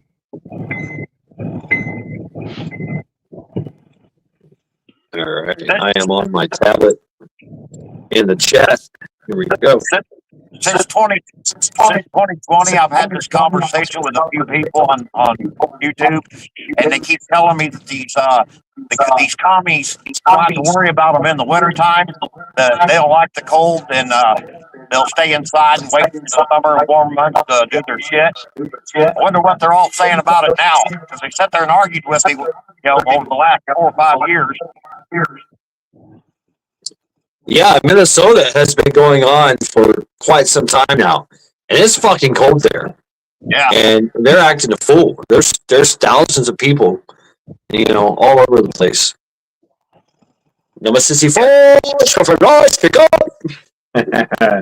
Just people they're not too scared of the cold, are they? No, they're relentless. I mean, they're organized. They're out there. They got all their expensive REI, winter clothes on, and I mean, you look at one of those people, and it's like thousands of dollars on their body. I'm a gear guy, so. And they have warming centers. They're organized. The warming centers. They got cars on standby with the heaters on, so people can come warm up and then get back out into the protest. Well, it falls back on don't ever underestimate your enemy. Because everybody say, oh, they're too big a pussies to be out in the cold and all this, and don't underestimate your enemies, people. That's right. That's right. Khmer Rouge, the Khmer Rouge back in Mao Zedong, right? That's how they did it. It was a bunch of young, skinny kids that took over the nation. Young, malnourished kids that were walking around beating the hell out of people. Hot hands. It's been years since I've used hot hands. Yeah, They I haven't just even suck touched it the up. highway off all day. They haven't touched the highway all day. Really? Don't look like it. I mean, there's no signs on the side. It's all like fresh, flat snow. Yeah. I love Wow. hot hands. You know, usually you can see stuff off the side of snow plows throwing it off. It's like flat and smooth. I got one hell of an echo. It's probably me, man. I'm sorry. Oh, that's okay. I'm casting. I cast from my phone to the to my smart my big screen TV, so I can read chat Well, and I can hear it. if you was using that high tech communications gear that we showed off a few months ago, you wouldn't have any of that echo or reverb. I know I'm stubborn. I know. We need I to put can't another help it. get together. That was fun. Yeah, absolutely. I like to come back through and really hang out. You know, do some things together. Well, I meant like, yeah, I like that too, but I meant like that radio skit that we did for YouTube. Oh, let's go. I mean, yeah, absolutely. Any kind of collabs. Yeah, I dig it.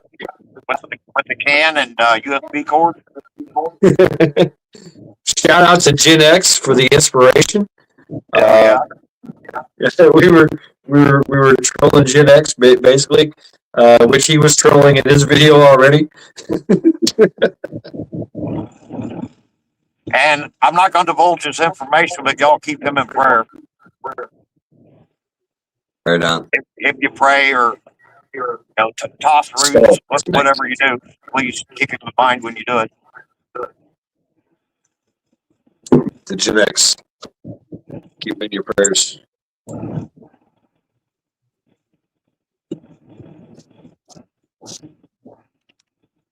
How are you doing, Mac? How are you doing? How are things getting around? Pretty good. I had 3 MRIs last week. It was 2.5 hours in the tube, and then I had my CAT scan with the MRIs with contrast too. But I had my CAT scan with contrast to see the tumors Wednesday. So I'll know about it on the 4th. They'll tell me what the results are. I feel fine. I'm getting a lot stronger in my legs, my hip. I mean, I just feel a difference in them all the time.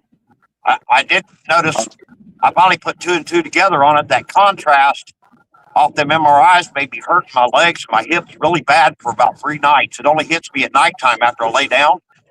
And then I had that CAT scan done this week, and the MRIs were last week. I done the CAT scan this week, and they done it with contrast, and it done the same thing. And so I'm pretty sure that's what's caused it.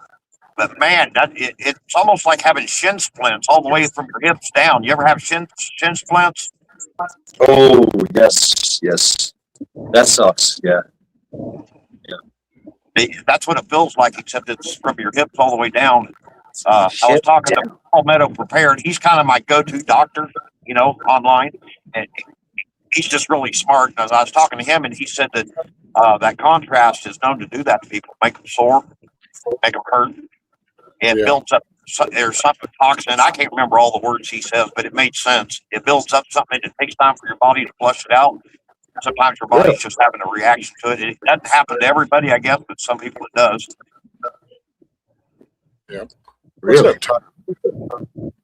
I'm doing real good as far as everything. I mean, in my mind, the cancer's gone. I mean, I know it's not, but I eat good. I got a good appetite. I feel healthy. I still hurt at night, just the doctor, the oncologist said the last time I visited with him that he thought it was from just my muscles. He thought it was just from my muscles, where I've been immobile since January pretty much until June when I got out of my last surgery. And and I'm just slowly getting built back, but he thinks it's just a muscle thing. Give it time. He said I'd start noticing a huge difference this year, especially with the warm weather. He said if you get out to act like you do every year, he said he don't see any reason why I won't be back to where I used to be. Oh yeah, right on.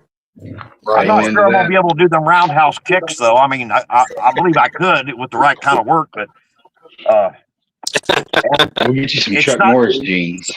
It's not even my new bionic hip. It's my old hip. It just don't feel right. But I do have a tumor that one of them MRIs was to locate a tumor. They told me when I was doing that hip surgery, see, I went to another medical system and done it, and they done MRIs and stuff, and they said I had another tumor around my right hip. And I keep asking about it and asking about it. Well, these nitwits up here, with all charity, I mean that, they they've never sat down and got my records from Menorah. And I went in and had a special meeting with my regular doctor, and I was talking to her about it, and she's like, "No, I hadn't heard about it either." So she requested my records, and that's when she requested the 3 MRIs. But I do have one that's in my pelvis area to the right, which I've had it all along. Just they didn't know about it. And I do have something new in the shoulder. It's called adhesive capsulitis, and it's mainly from not being mobile enough, and your joint starts freezing up. Like when I reach up, it'll just like lock up, and it's very painful. It's like having the tumor in my spine, but only for like 30 seconds. But Oh wow. I think I can beat it with just more exercise because I haven't been doing a lot since like October. You know, I mean, it's been cold out, and I'm just not doing a lot. I do squats and stuff like that. But as far as like, you know, through the summer, I was like picking weights up and stuff and doing stuff, and I haven't been. And I think with exercise and stuff, because I notice that if I do the round thing like this with it throughout the day, it doesn't hurt near as bad. Let me run and get me some cigarettes. I'll be back. Okay. What's your All flavor of smoke? Yeah, he's gone. I know in the martial arts world, once you get older, your shoulders are like the first things to go. Yeah. You know, it's very important to keep working that out. And there's some exercises that you can, you know, basically flailing your arms backwards and forwards, getting that rotation, the whole karaoke thing that you see in football, that works too. Trying to take your hands and literally go back behind your head, your back behind your back, and touch your hands. I can't do it sitting down, but I'd have to stand up to do these exercises. I'm not going to do that. But you know, basically the windmill, that kind of thing. The classic putting your hands together and putting out in front of you and raising your arms above your head and going like this. You know, those the Tai Chi kind of movements, yoga and Tai Chi kind of things. It helps with the mobility, especially when you get older, because that's what we do is we forget to move. We forget to move, you know, key things that we used to move all the time when we're younger, and we don't do that. You know, yes, you did. Indeed, vision preparedness, you totally won. Totally won. Motion is lotion, is what you're saying. Yeah, you never slow down, you never grow. You get older and you find yourself you're sitting, and I talk with the missus on that because you can catch it. You can see people doing it. They slouch. Yeah, I'm you bad end up about your it. shoulders down and your neck's forward, and then that's why almost all the time when you get older, all of a sudden you get this little hunchback kind of thing, and it's because you've just been so many years where in your youth, since you're always on the move and doing, you're always upright. It's as you get older and things are supposedly more managed because you slow down, although that's not the case. But right. you end up holding that posture, and next thing you know, if you don't catch yourself, it restructure your whole skeletal frame. My shoulders That's why I love my weapons. I'm just so happens I had this like laying on my desk because I was playing with it earlier, but little broadsword, just swinging it around, getting some mobility, you know, doing some things. But yeah, play with your toys. You know, go dig a ditch, go break the yard. Yeah, you can come down here and help me split wood. I got about probably 15 to 20 cords of wood to split and stack. Yeah. For real? Call me. I can be there tomorrow. Hey, That'll work.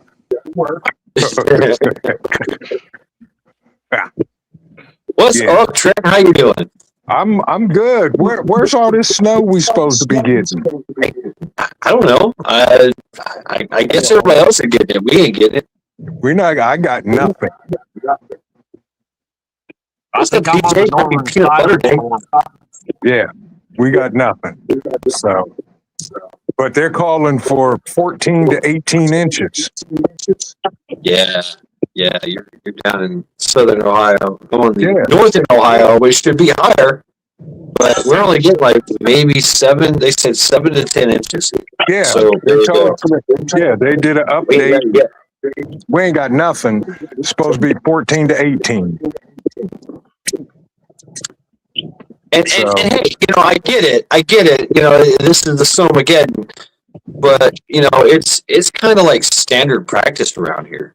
Exactly. Okay. Show must go on. Buchanan. Yeah. It's just part of life. Right. Yep. Exactly, Mac. Part of life. It'll be spring before long, and we'll forget all about this shit. Yes. Them people down in South Carolina that's supposed to get like 3 inches of ice or whatever, that's a little rough on them. But Yeah. Dallas is getting hit. Right. And my mom is in West Tennessee. She said they just got some snow, a little bit of snow, like 2 inches, 3 inches. And I'm like, oh wow. That's a big deal. I mean, I get it. It's all relative, right? It's all relative to your location. But I guess. Yeah, Teresa Ladysmith is Southern Ohio, and of course Teresa is in Middle Ohio, and so please feel free to give up your snow reports. I guess I don't know. good to see you, Vision. Or not Good see to you. see you, Mac. How you doing? Yeah, we're not seeing. These are audio only. What's up, Wingnut? Good to hear you. Now, I'm chilling, sitting here with the one who's, what's up, Hey. Cole? patiently waiting for the snow so he can go out and play in it. Yeah. And his brother's upstairs sleep. Ours didn't even want to go out to go to the bathroom. Man. The old man got to that door and was like, "Are you out of your mind? That's some cold shit out there." It's like, Yeah, my old Yep. dog, he's not enjoying it like he usually does. I've noticed a big downturn in him since summertime. He's like getting real stiff, and he's starting to limp a little bit when he walks. And he's acting like a puppy. He's 12 years old. He's acting like a puppy his whole life. I hate to see him get that way. Hey, Mac. Yeah. Start putting olive oil in his food. Okay. Olive oil. I used to give Charity a raw egg every morning. Yep. Okay. Put olive oil in his food. I'll do both of them. Yep. 'Cause he's my buddy. He's literally all I got. Right. I want to keep him around as long as I can. Yep. And when it's time to go, I hope my time and his time's pretty close to the same. I hear you, bruh. Yeah. I've had a lot of personal dogs I've raised throughout my life. They've all been pit bulls, but I think he's about the most specialist one I ever had. Nice. I met him. He's a great dog. Yeah. He tolerated me.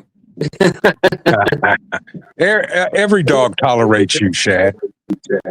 Yeah, that's true. That's true. He liked Mad Shad, but Mad Shad had some other dog smells on him. And when he smelled that, I noticed his hair rise up on his back. We didn't realize what it was at first. And Mad Shad said, "Well, I got other dog smells on me." Oh, that's it. Yeah, I came from another part of Missouri. Yeah, from Hutchins. Yep. I'm just a dog in human form, really. I Right. Yeah. I mean, Cole think I was born can't the year wait of the to see dog. you. Yeah. Cole can't wait to bite me. Yeah. Yeah. Goes out bite him back. He knows it too. He's like, Exactly. yeah, I'll bite you first. Exactly. It's who bites who first. Yeah. What's up, Aston? Aston 85. How you doing? Aston Teen, how are you? DJ giving us the National Beer Day Can't Appreciate It Day. DJ Lewis, thank you very much. She gives us what kind of day it is. What day should we be celebrating? And you know, that's a great point and a segue. We should be celebrating every day. Yep. Every day. Yeah. Every day. Celebrate every day. Yeah. I agree. Even if it's a bad day, it's still a good day. Yep. That's right. That is true. Starting to look like a snow apocalypse with a false flag, at least in Ohio. Yeah, Yep. I'm going to check the mirror of the window again. I was out earlier, maybe a couple hours ago, and we had very, very little snowflakes coming down. I mean, to the point, by the time they hit the ground, you couldn't see them. Yeah.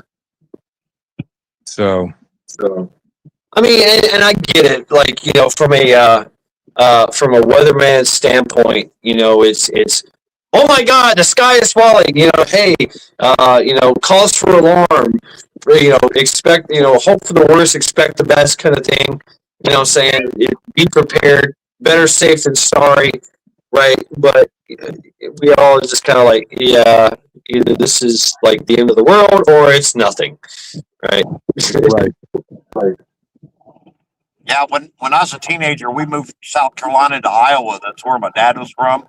I was 14, and we'd have 12 to 18 inches of snow, and they didn't cancel school for shit. Right. I remember walking to work, walking to school, and that was like, I don't know, like 5-6 miles in a blizzard. My mom and dad kicked me out. They're like, go to school. I'm like, okay. And I'm trudging through the freaking snow, right? Whatever. Watching car wrecks, you know, watching people go to work, you know, and watching people like, you know, driving by with, you know, cups of coffee in their hand and a cigarette, you know, driving at the same time in the snow. I'm like, it was nothing. It was like, whatever, right? You know, the show must go on. The show must go on. Yep. And the show is going on. That's right. Sweet dreams of me of these. Who am I to disagree? Exactly. I was Travel the world and the 7 seas. Everybody's looking for something. Yeah. He ain't doing. He's like, whatever, Dad. We're ready. We can deal with whatever comes our way. Right. Everybody in the house is asleep but me. Yeah, So- that's the thing too. You know, the vigilance. Go ahead, Trent. Here's a movie tip. While you're snowed in, if you have Netflix, watch the movie The Rip. Rip. I agree, Reverend. I gave up on Netflix back when they came up with Cuties. Yeah, right.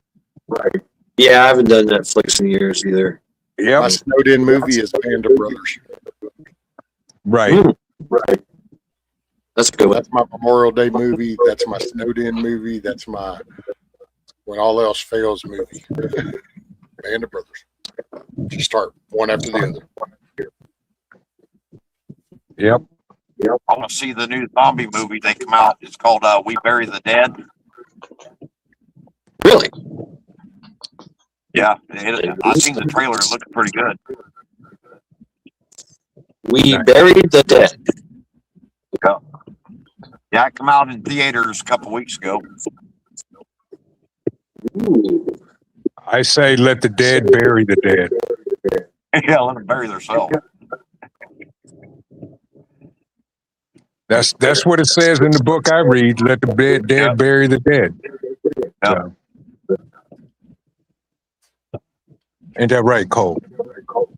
You gonna wake up and say hi or no? So how's the dead going to bury the dead? I It's mean, referring to more of a spiritual thing, but people that are spiritually dead type thing.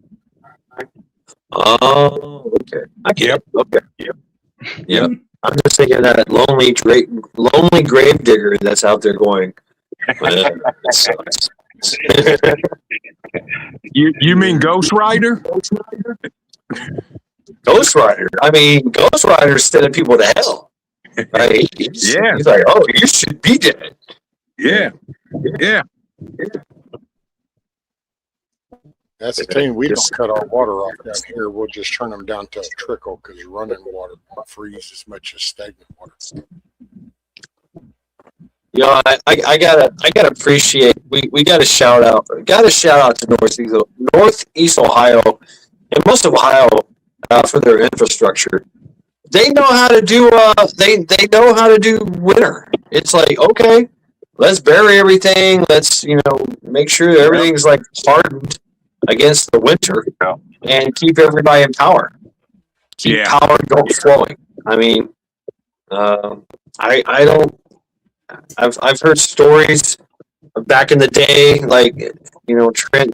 You said you're 85 years old, where y'all got like 15 feet of snow, yet the power's still on. Exactly. Right? Exactly. Yeah. 18 feet of snow, power still on, not a flicker, nothing. Right. Wolfgang has a song Yeah. request. You got a fleet of dump trucks with plows on them. I mean, these things are armored fucking vehicles plowing through the snow, shooting freaking salt everywhere. Exactly. Right? Melting everything in sight, going, it just boom, boom, boom. So, and everybody that works is hoping and praying that they don't have to go to work in the morning. Yet they look out their window and they see a clear fucking road. They're like, fuck, I gotta go to work. Gotta go to work. That's right. Gotta go to work. Damn. You woke up. Yeah. Everybody else, like south of us, one flake of one snowflake, and they shut down the whole city, the whole state. And I will say this: when I worked for ODOT before I retired, Cleveland, the boys in Cleveland, they know how to plow snow. They got the wing plows on the side. They ride 2x2, one swoop, clean the highway. Everybody's mad because they got to go to work. Yeah, everybody, and you stuck behind a snowplow going, man, oh my God. Yep. And boys in Cleveland know how to plow snow. Yep, I agree. I've seen it. Yep, seen same here. I've ridden with them. Right on. By the way, you all look amazing on this National Compliment Day. DJ Lewis, I love you. You're a beautiful soul. And I love that DJ is the one that reminds us what day it is. Nice. What day we should so panel, everyone in panel, you all look 10 years younger. There's my compliment. 10 years younger. That makes me somewhere in the neighborhood of 78, 70, 89 years old. Yeah, look at that. That's right. How you doing, Scott? Good to see you, bro. Yeah, Cole said hi as he laid back down and was like, I'm going back to sleep, Dad.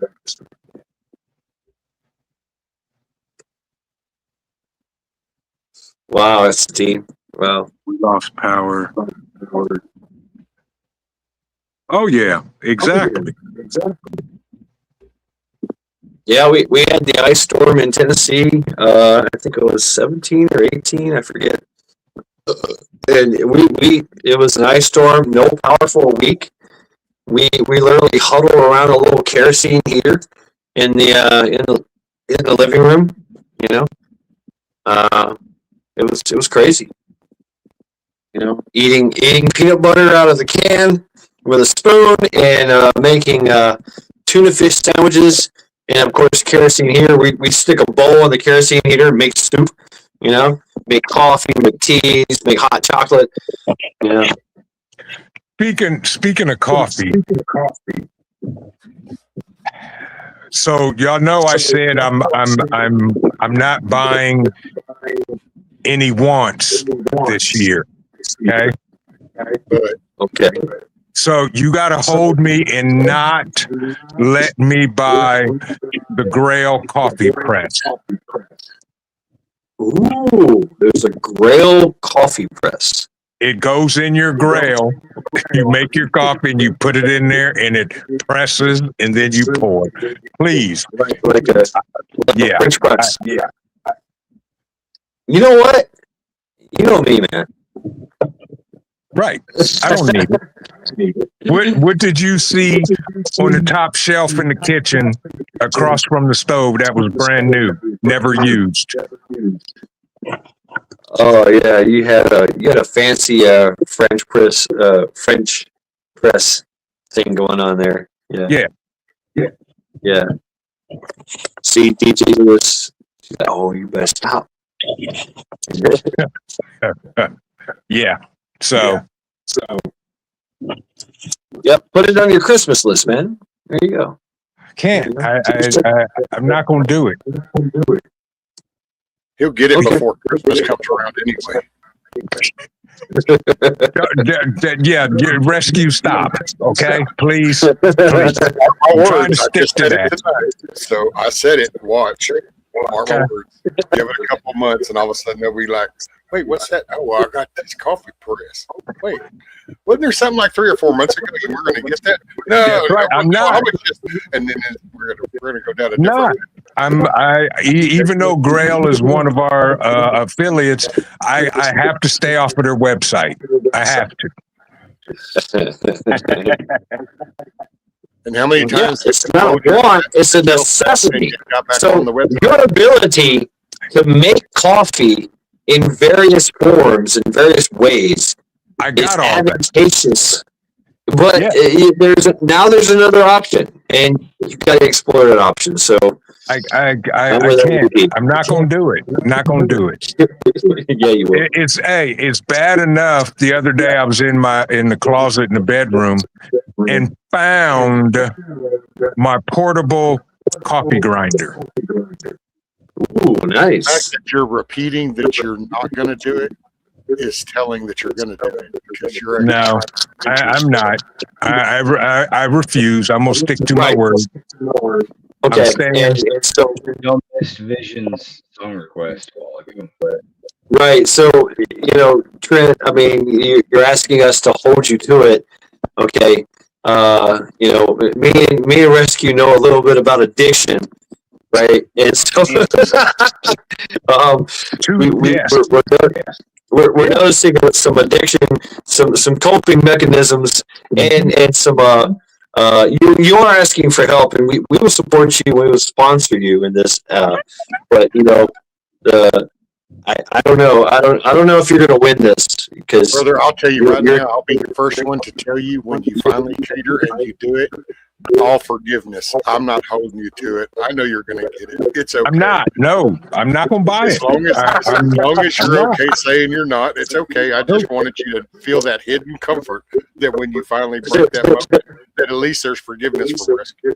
I'm and so there's the other thing too. It's called, and I use this as well. And my thing is like, hey, don't watch me. I watch my conviction. I'm throwing it out there. You know what I'm saying? I'm telling you, I'm not going to do this, and everybody's going to say, yeah, you're going to do it, and you're like, yeah, well, you don't. You know what I'm saying? It's like that. I don't know. How do you explain that, Rescue? It's okay, right? How much is Like, a Grail you know- water filter? Go ahead and get it. Go ahead and get it, man. Go ahead and you're not. if the regular ones are like $79 and the titanium ones that you can cook with are like $200. Okay. So with Right. an affiliate link, your discount is how much? Is the $70 Right. one There's like a discount involved. So rescue. I have 4 grails. 3 of them are titanium. Okay. Right, Tiger. That's it. Prove others wrong. I will prove you wrong. So then you're going for I number will stay 5. true to my convictions. Nope. It sure is calling your name. And No, it's not. I'm good. And here's why. Because my other addiction is backpacks. Oh yeah. And these guys can tell. I mean, I've got a backpack. I've got so many backpacks, and they're all full of gear. oh, so then you need a new backpack to put the new Grail in. No, because for about 3 months, I could not find my 16-ounce Grail, For 101. Boom. and I found it last week in a leather backpack in the garage. All right. What kind of backpack's the leather one? The other ones, you know, No, the leather backpack. What kind is it? I forget the name of the brand. I like But- those leather ones. Yeah. But it was there. It was in there, and yeah, I'm not buying anymore. I'm not. It was bad enough when they came out with the black titanium one. That right there, I was like, really? So I got that, and then they came out with the regular Grail in black, and I bought that. And so now they have this Grail that's caught your eye, but you're Well- going to convince yourself that you're not going to get this one, although the track record is kind of showing that you are. No, and here's why: because it's not a Grail; it's just the coffee press that goes in the Grail. It's an accessory. Yes. I don't know anything about grails, so I don't know. Oh, they're awesome. They're awesome. Do they take chemicals and everything out? Everything. If you name it, it takes it out. Period. So that $70 one, is that like the backpack version?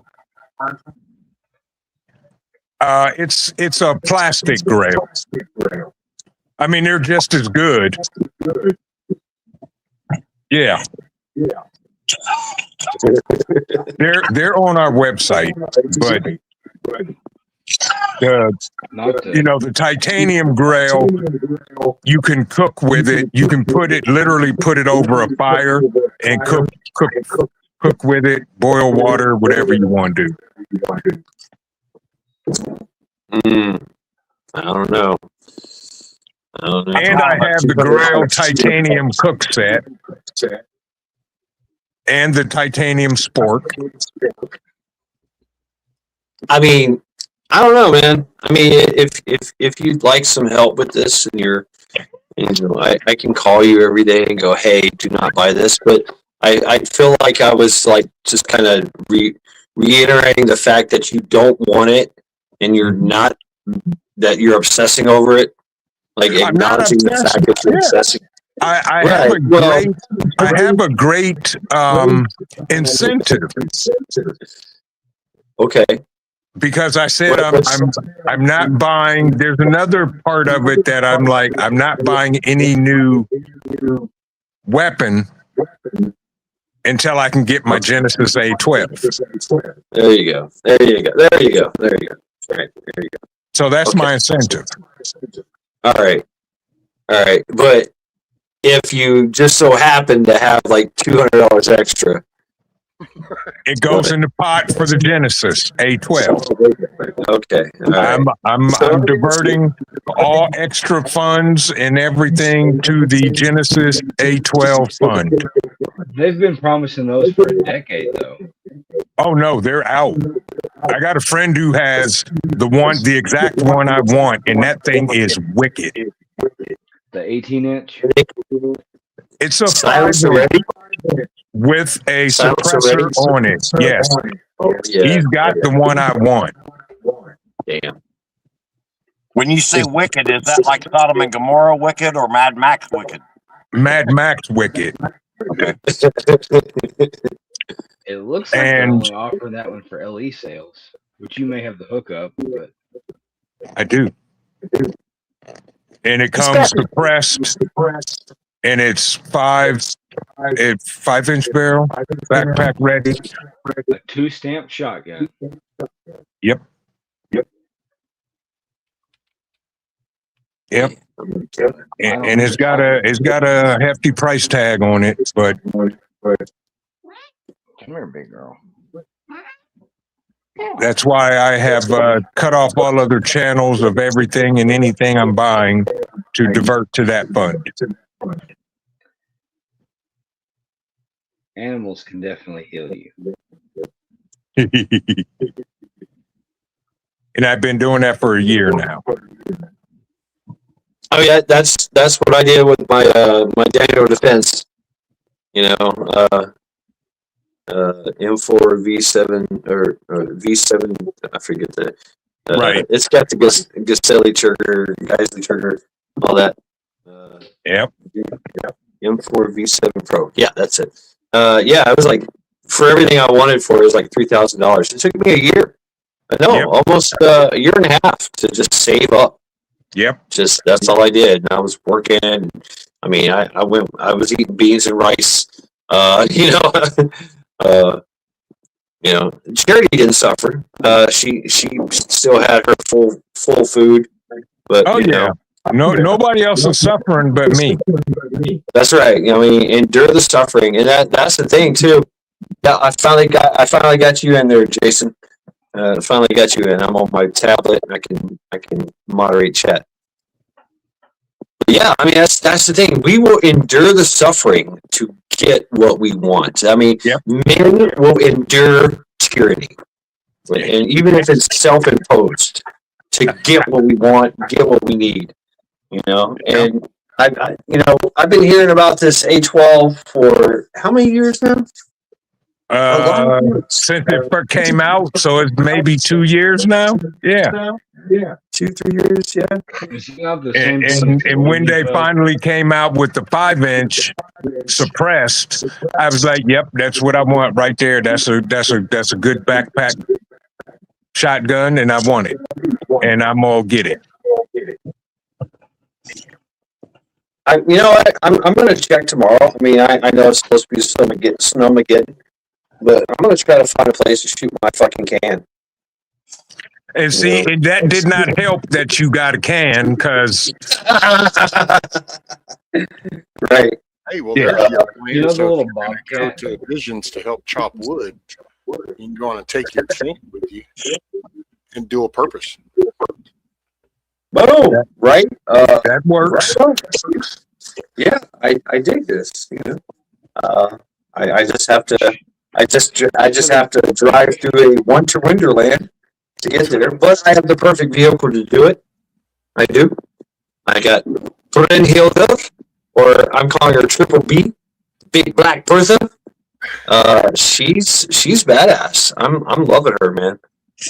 It's basically a black Suburban, and I've been driving that thing for many a while through this winter, and I'm loving it.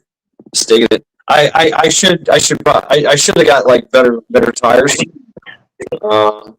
but for the most part, she's doing quite well in the snow. Good.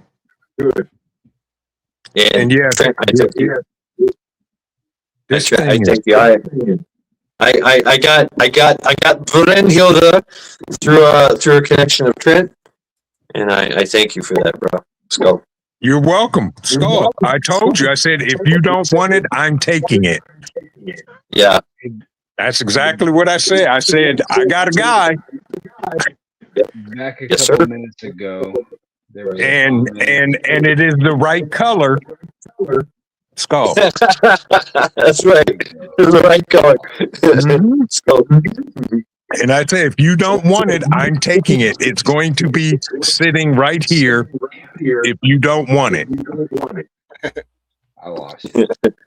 A minute ago, there was a comment in the chat somebody said they had a 380 they couldn't get the magazine out of. Oh yeah. If they would further clarify make and model, I would try to advise. That was James. Action. Okay. If he can throw in what make and model. I had a guy bring in a Colt Double Eagle yesterday Ooh. that he said was his father's. He called it service revolver, and I was like, I'm gonna let the revolver part go because it's a slide gun, but I know what you mean. It's a full stainless steel gun, double action only. It was Colt's early '90s attempt at getting into something modern, Wonder 9. Okay. So it's as much 1911 as they can make, Right. but then double action trigger. And this gun was like oozing rust out of all the mechanism. Like the hammer was rusty, the slide end plate was rusty. Under the slide lock was so rusted you couldn't rack the slide back and push the slide lock up. So I saturated it with CLP, and then with a little Delrin hammer tapped on it, like held the slide back and tapped on it to get it up. Yeah. And then I couldn't get it back down. I had to tap it to get it back down. Wow. So Thank you for reminding me. I just wanted to get it unloaded for the next guy because I was going to send him to one of several gunsmiths. I gave him business cards. Yeah. Shad, who had the comment up there about the coffee press? Oh, Was that that was Miko Wolf. Miko Wolf? I have another glass French press that I could use. That's no big deal. Trust me. I have every way known to man to make coffee. Oh, yeah, I will bushcraft some coffee. Yeah, And I even you have see me do it. what is it? That's what my last video was. Yeah, it's a Vietnamese coffee maker that I think I did a video on like years ago. It's 2 glass tubes, and you boil the water in the bottom, and the top of it has the coffee thing. And when it boils, then you release this, and it sends the water up and back down into it. Yeah, it's pretty cool. But I got coffee presses. Trust me. I mean, basically, you got like a laboratory chemical set. Yes. To make coffee. Yes. Yeah. Yes. That's pretty cool. I've seen those. Those are badass. Yeah, 388 auto. Let's see, right code 3. So, all right. Legally armed. Since I have you here, you're. I'm thinking about getting. I need to get some kind of ultrasound cleaner, and I'm thinking about getting a Harbor Freight ultrasound cleaner for my can to clean the can. What are your thoughts? He gave you the thumbs up. Sure. So about the Colt you were talking about, did you ever get it cleaned and all the rust off of it? So that's not my job. I just made it unloaded for the next guy. Okay, gotcha. I irrigated it with CLP just to be sure that it didn't continue to rust. And I did wipe off with a few patches what I could get to. His magazine was stuck in, so I had to tap the mag release with the Delrin mallet. And then once I got the mag out, I was like, maybe don't put that back in there until. He said I got it out a month. He said I got it out like a month ago, and I stuck it back in there, and that was probably not the right thing. I was like, yeah. And it's really a shame because it's the weirdest thing that all the like guts are rusty, but the slide wasn't rusty, the frame wasn't rusty. It's just like it's rusty from the inside out. Really? I've never seen one like that before. He said That's Dad put it all over it. All I can figure is Dad didn't lube his gun. Yeah. Because it was literally Maybe rusty. stored It it was in only the rusty where you would put oil. It was the weirdest thing. It might have been stored somewhere where there was extreme changes in the temperature causing humidity, and that humidity, that moisture will always go to the inside while everything else is drying out. That's true. That's a possibility. I've seen a full stainless kimber that was rusted shut. People leave guns in their console, in the glove Yeah. box, and they don't account for the huge temperature and humidity swing that happens in Yeah. the glove box, especially here down south, where it can be, 27 in the morning and 85 in the afternoon. What's up, Cherokee? Hey, I'm Cherokee. exaggerating a Cherokee's little up. bit. What's up, bro? What's it all do y'all here? I know a guy that literally kept his Springfield Armory in the back of his truck, literally in a case. Yeah. Like just he threw it in the back of his truck, not secured. You could literally reach in there and grab the case anytime you wished and pulled out a gun. And yes, it was his service revolver that he kept in the back of his truck that he never used until he really had to use it, right, to wear it for work. And yeah, it was totally rusted and everything, and he would just take it, squirt some shit in there, and just like run the slide, and that was it, done. I was like, what the fuck, dude? He's like, I don't give a fuck about this gun. That's why I threw it in the back of my truck. It's there with everything else, all the other tools that he uses, all the other bullshit. He just throws it in like redneck Ohio, throws it in the back of his truck, and like it's there. There ain't nobody touching it. It's been there for years. Right? I'm like, damn, dude. If you don't spackle the back of your car with gun owners, with gun brand stickers, you can get by with that. Yeah, exactly. So Exactly. yeah, I When you mean, wear 511 pants and you spackle your back glass with Springfield Armory and SIG stickers, you're asking if your shit broke into. Right? Yep, absolutely. I do that for tactical resupply. If I all I have to do is just go to a Walmart parking lot and just look at stickers, and they'll tell you what you got. That guy's got a Glock. That guy's got this guy. That guy's got that. And if anybody knows, it's relatively easy to. It's super fucking easy to break into a vehicle. Just break the glass. Yeah. That's all you got to do. I mean, if you have you can go as far as like getting a Slim Jim, a Slim Jack, whatever, a crowbar, a ball peen hammer, a screwdriver, a flathead screwdriver. You're gonna get into any fucking vehicle you want to. Most of them. Hey, Shed, I'm gonna hop down, brother. We're gonna attend to some stuff as this storm is coming in. The missus needs my help. All right. So I appreciate Yes, sir. you. Good to see everybody. Stay safe. Good to see you, Rescue. Have a good one, Rescue. Rescue. Take care of yourself. Stay safe, everybody. bro. Peace. I know Make it you a got good this. day. Don't forget you're the one in control. Stay warm. Yep. Make it a good day. That's right. Make it a good day. Even though the Mother Nature says, guess what? It's not going to be a good day. Make it a good day. I want this. This is. I'm seeing now. I'm sitting here on Genesis. I'm sitting here on Genesis Arms website, looking at this. My incentive. There you go. There you go. Some positive positive encouragement. Positive encouragement. That's what I'm talking about.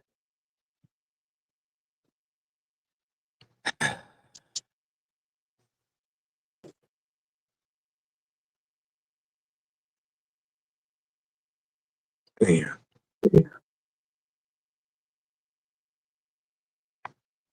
Where'd he disappear to?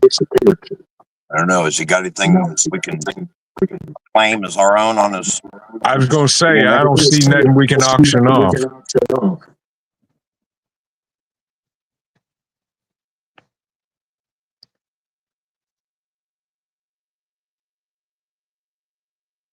I didn't even hear him say he was leaving. Guardian.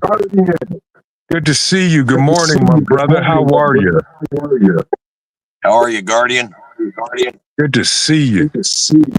My man Yardbird is in the building. Cherokee Survival. What's up, Cherokee? Bullfrog Swamp Homestead, good to see you. My man Jason's in the building. Steel and Tree. KP, I appreciate the text, bruh. Thank you. What's up, everybody?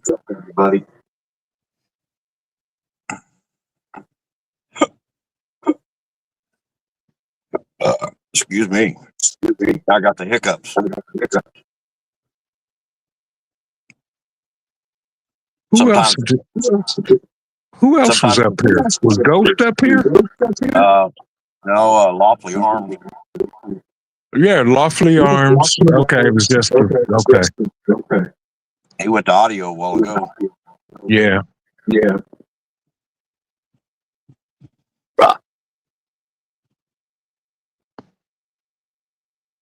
If we don't get snow, I'm gonna be like, every weatherman in the country needs to be fired.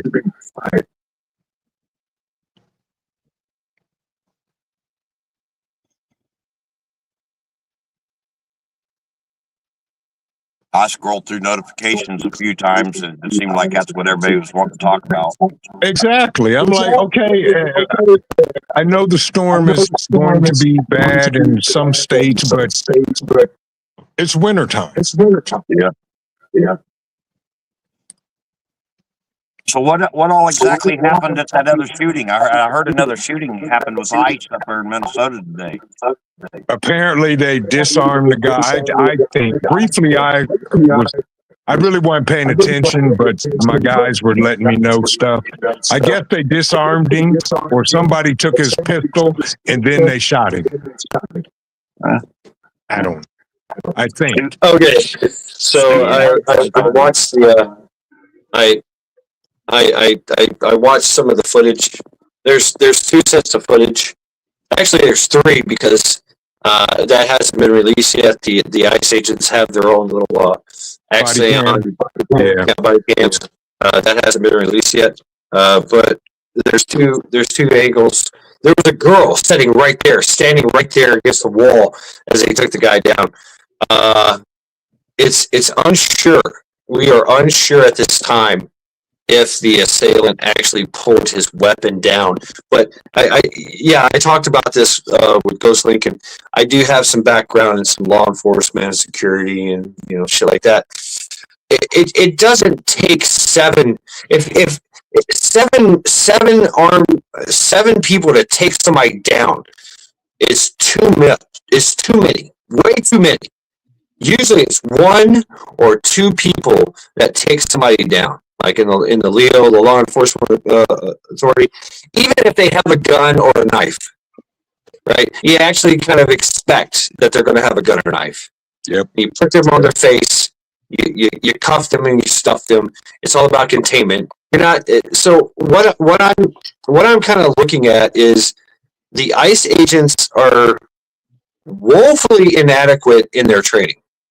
Mm-hmm. Woefully inadequate. I've seen this time and time again, and I'm gonna comment. I'm gonna make some enemies. I don't give a fuck.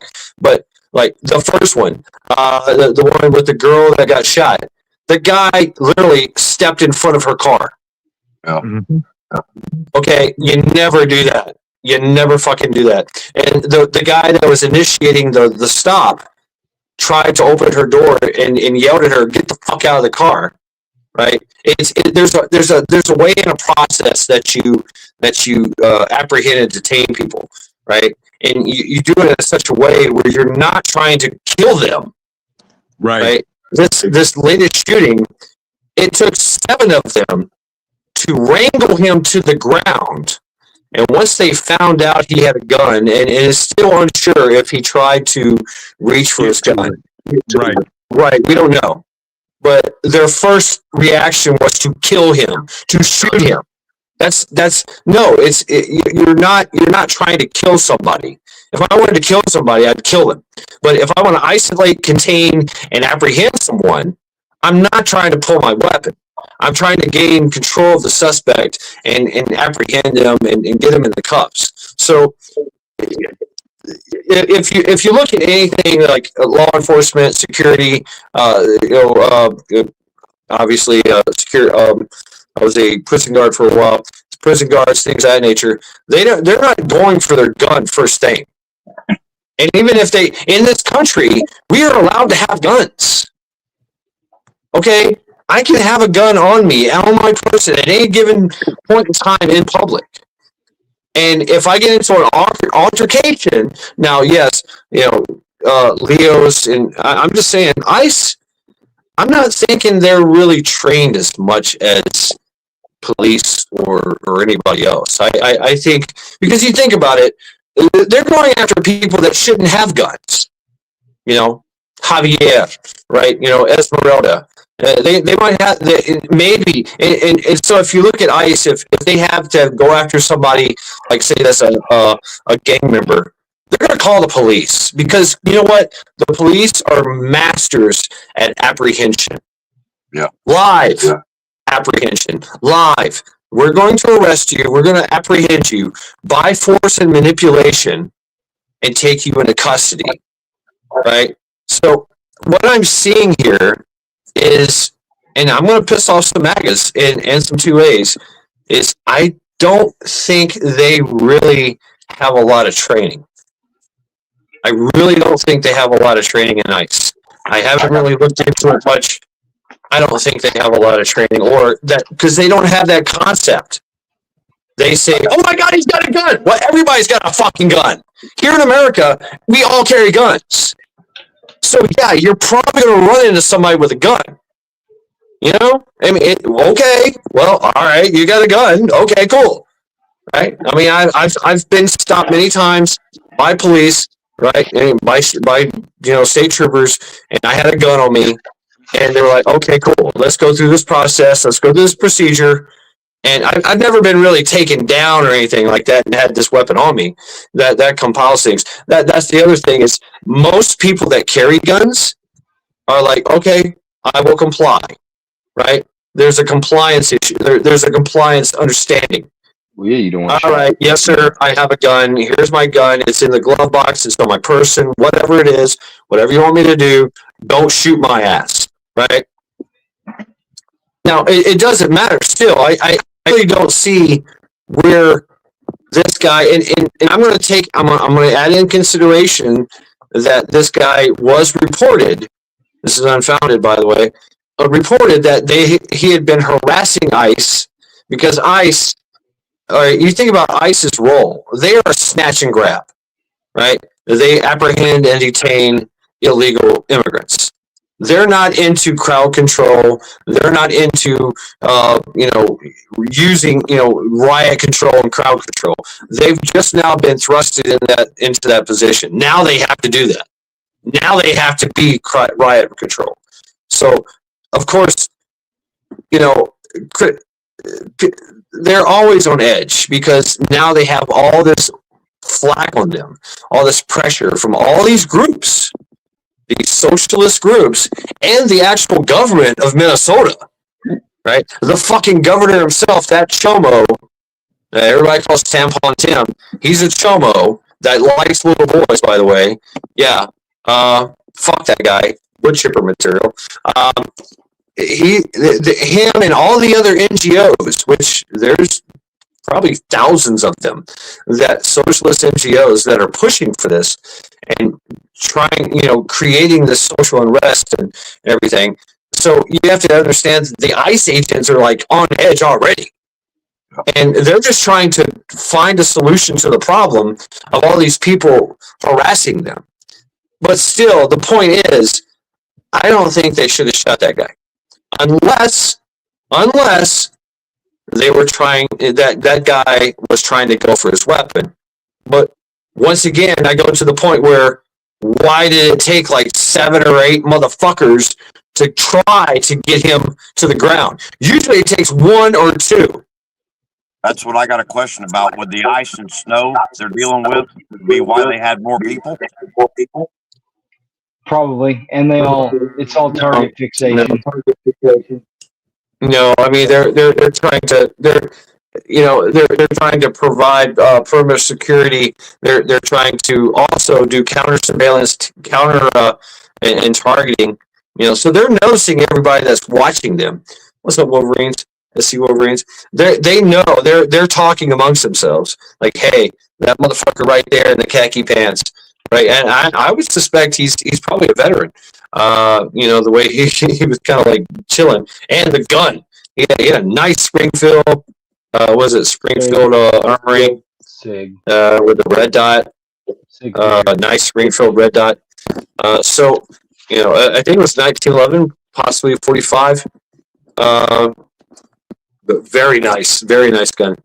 But still, I mean, the point is, why did they have to shoot him? I mean, because I'm watching it over and over and over again. They had three. Well, and I know this from experience. When you're trying to take somebody down to apprehend them, right? You should do only like one or two people at the most. Yep. Maybe three, and that third person is like watching the crowd. The seven motherfuckers that were untrained trying to take this guy down failed miserably, and finally somebody pulled out a gun and shot him. Oh my God, gun! Boom. Right. So I don't know. I don't know what I mean, because in the scrum, and I say that in the scrum. Thank you. You said it was what was that thing? A 6 hour. It was the SIG. Oh, okay. Was it 6 hour? Okay. SIG, Springfield. I thought it was a 45 because it looked like a single stack magazine. But So do you think their orders came from higher up to start shooting people? no, it's their lack of training. It's their absolute lack of training, and I've been a part of other security details and security groups where you had like a weekend of training to get your armed security guard thing. That's it. You watch an 8-hour video, take some fingerprints, and you now get to be an armed security guard. Right. I mean, that kind of shit. Whereas, like a policeman or whatever, they go to the academy, military as well. Policemen, they go to the academy for at least 3 months, and then there's ongoing training throughout the course of their time in their tenure.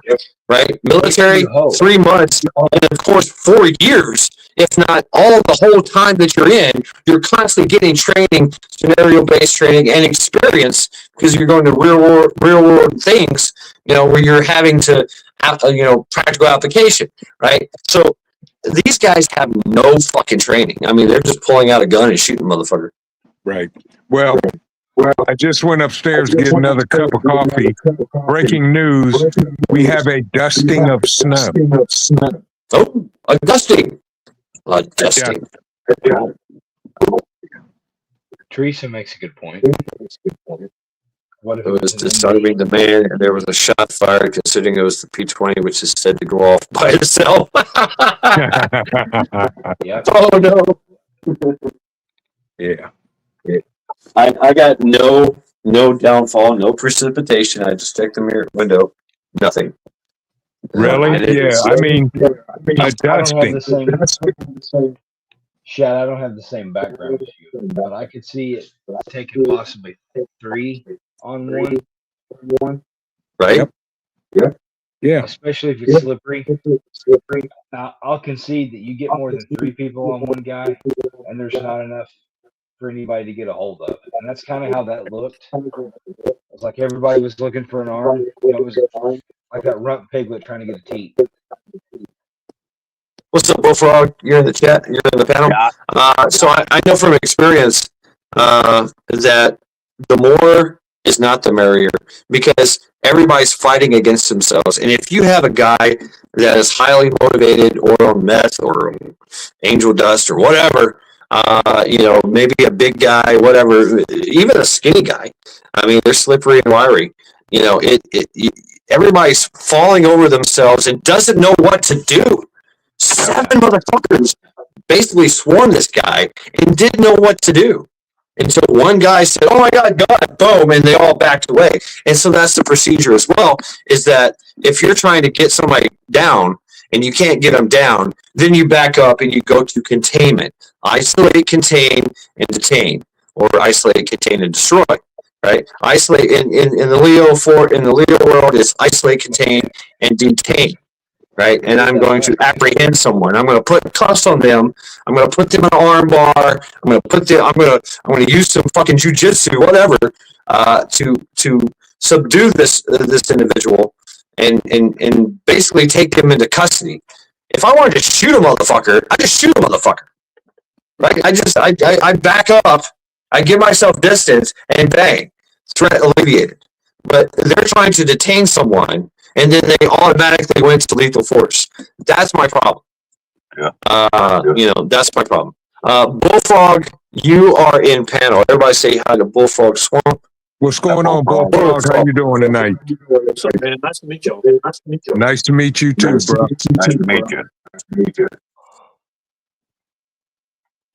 Been around for a So, knowing man shit and not even yeah, it's cool to be on panel. I've been enjoying it lately, but I haven't been following all that stuff too much. But I mean, those officers get spit in the face every day, and it builds up over time. I'm not saying that right, but I can't imagine what they have to go through every day. Like it builds up, and somebody finally explodes. I think they really want that to happen. They want that shit to happen. yes, that's part of their doctrine. It's That crazy. is. That's part of their strategy. They literally sacrifice. It's in their doctrine to sacrifice themselves to create a escalation. Yep. A justifiable escalation because they're trying to work on the hearts and minds of the populace. This is all about the socialist thing, right? This is how the socialists do their revolutions. And you see what happened, right after that shooting, boom, they're setting up the protesters or rioters, let's go ahead and call them rioters, they're setting up roadblocks and burning garbage cans, that kind of thing. Yeah, just I like heard, somebody. that governor called out the National Guard. Is that true? I don't know. I don't know. They had called for it. Yeah, well, they did call out the state troopers, and they did actually say it was an unlawful assembly. Like somebody said earlier, was about the gas mask. Like, how did they all of a sudden have 100 people with gas masks on? Like, where the hell did they get from? Probably Lowe's. Somebody somewhere mysteriously a big giant box showed up on the corner. Exactly. Yep. So Yep. wasn't that the whole Doge thing? Like, somebody's financing all this stuff. So why haven't Yes, they are. who's paying? The It's all good. NGOs. Somebody's paying for something. I'm going to give you the answer. I'm sorry. Go ahead. Go ahead. I'm going to give you the answer. It's the NGOs that are getting money from the government, which is getting the money from the taxpayer, me and you. That's right. That's right. And of course, from outside sources as well. There's so many. The thing is, there's hundreds of thousands of NGOs, non-governmental agencies, that are tied in to the government and get funding. Yeah. Right. And of course, there's outside funding. So there's so many ways that they're getting this funding, and it's hard to nail them all down. But there's so many of them. Was it Defense 612, Ice Watch? That's some of the big ones that we've heard. But there's so many more, and they shroud themselves in that cloud of so many NGOs. Soros, George Soros, the George Soros Foundation, whatever it's called, Free Society or whatever the fuck it's called. Yeah. They're totally in it. Totally in it. I mean, they're one of the biggest backers of a lot of the NGOs. But the government and our own fucking government is the one fueling this. So why don't we hear more about him? That guy, I always hear George Soros' name, that name. None of these people are getting locked. I mean, I'm not a Trumpster by far. I mean, I'm always going to vote. like I said last night in the chat, I'm like, I've never seen a millionaire or politician get locked up yet. I mean, I'm still waiting. Yeah, You know, right. where's that? Show me something. Yeah, where's the perk wall? I mean, yeah, exactly. We're nobody's going to jail. Yeah. No. You know, it's a big club and you're not in it, right? Yep. George Carlin. It's a big club and we're not in it. Epstein list. I mean, nobody's going down. Yeah. Nobody. That was all bullshit. I think anybody was spreading that. Mm-hmm. So, you know, when we say that nobody's coming to save you, it's fucking true.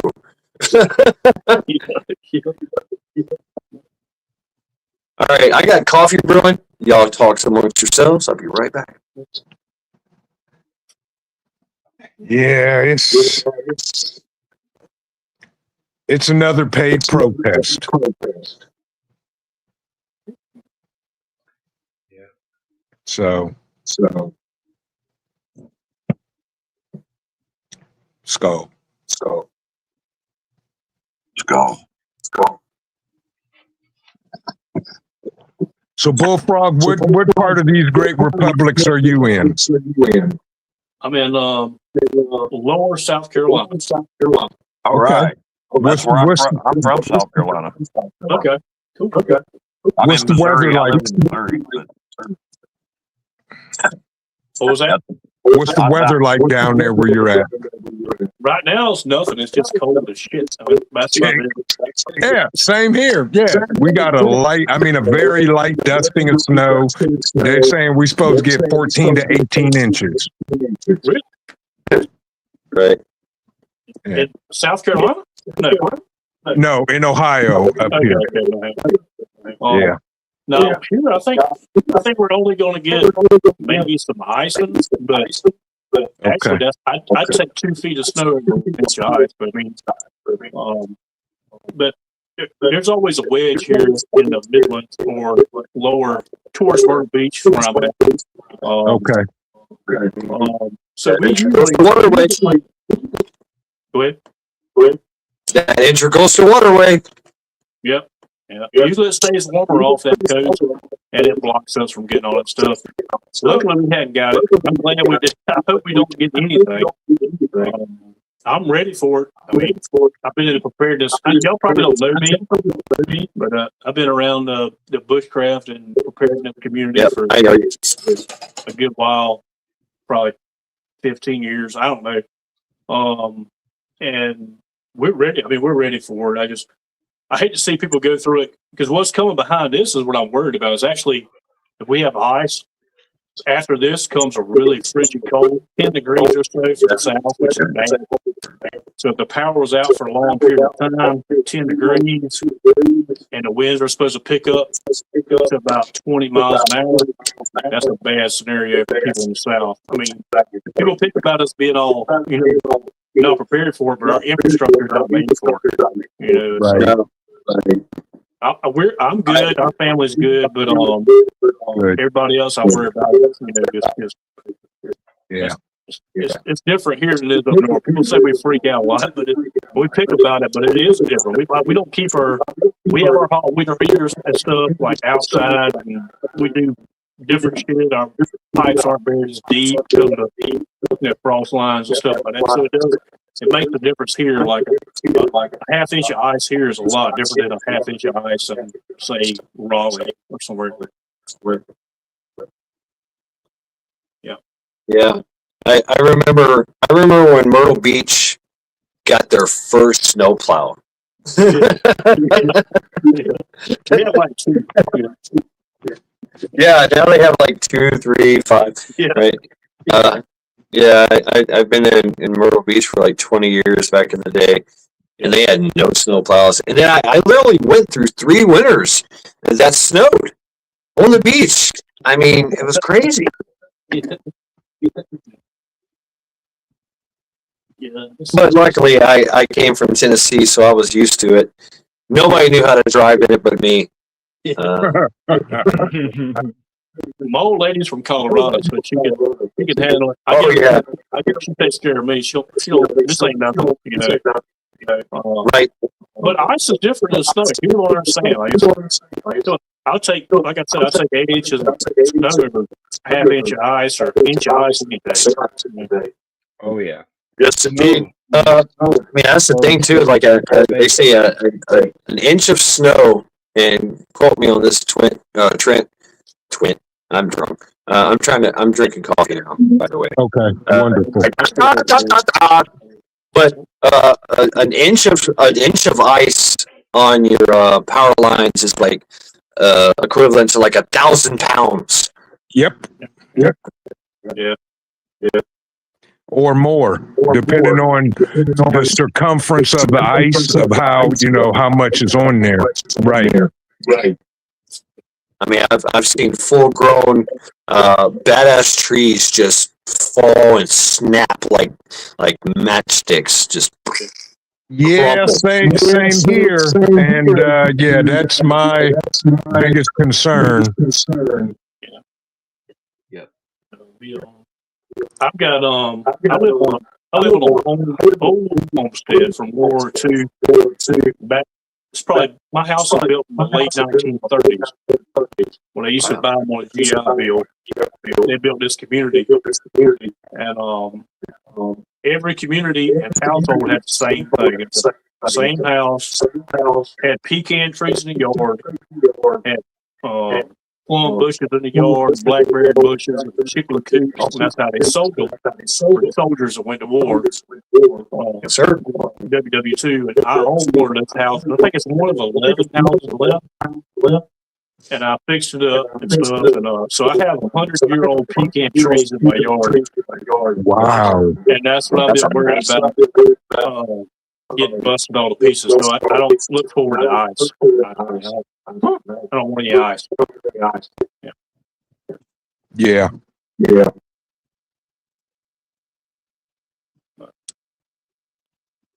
What were y'all talking about earlier about not to change the subject about storing ammo and stuff? Yeah.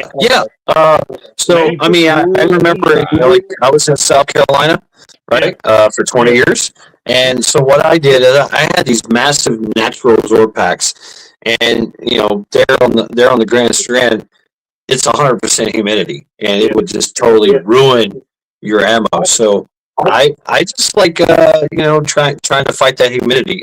Your thoughts? Yeah, I mean, I actually started vacuum sealing some of my stuff, and Yep. I'm on a lifesaver. What's it called? Food saver bags. Yeah. The actual name brand. I don't buy the all brand stuff from Amazon or anything, but the actual food saver brand. I've actually vacuum sealed a lot of stuff, especially 22 LR. Goes real quick down here. I mean, because we're 100% humidity, 85% out of the year. Like I've told Matt, yeah, he knows. I carry a stainless steel knife. I'm a buck knife guy. I carry stainless knives a lot because I've been alligator hunting out in brackish water. I went one night, come back with a high carbon steel knife like a Bora. Come home and it's all rusted to hell the next day.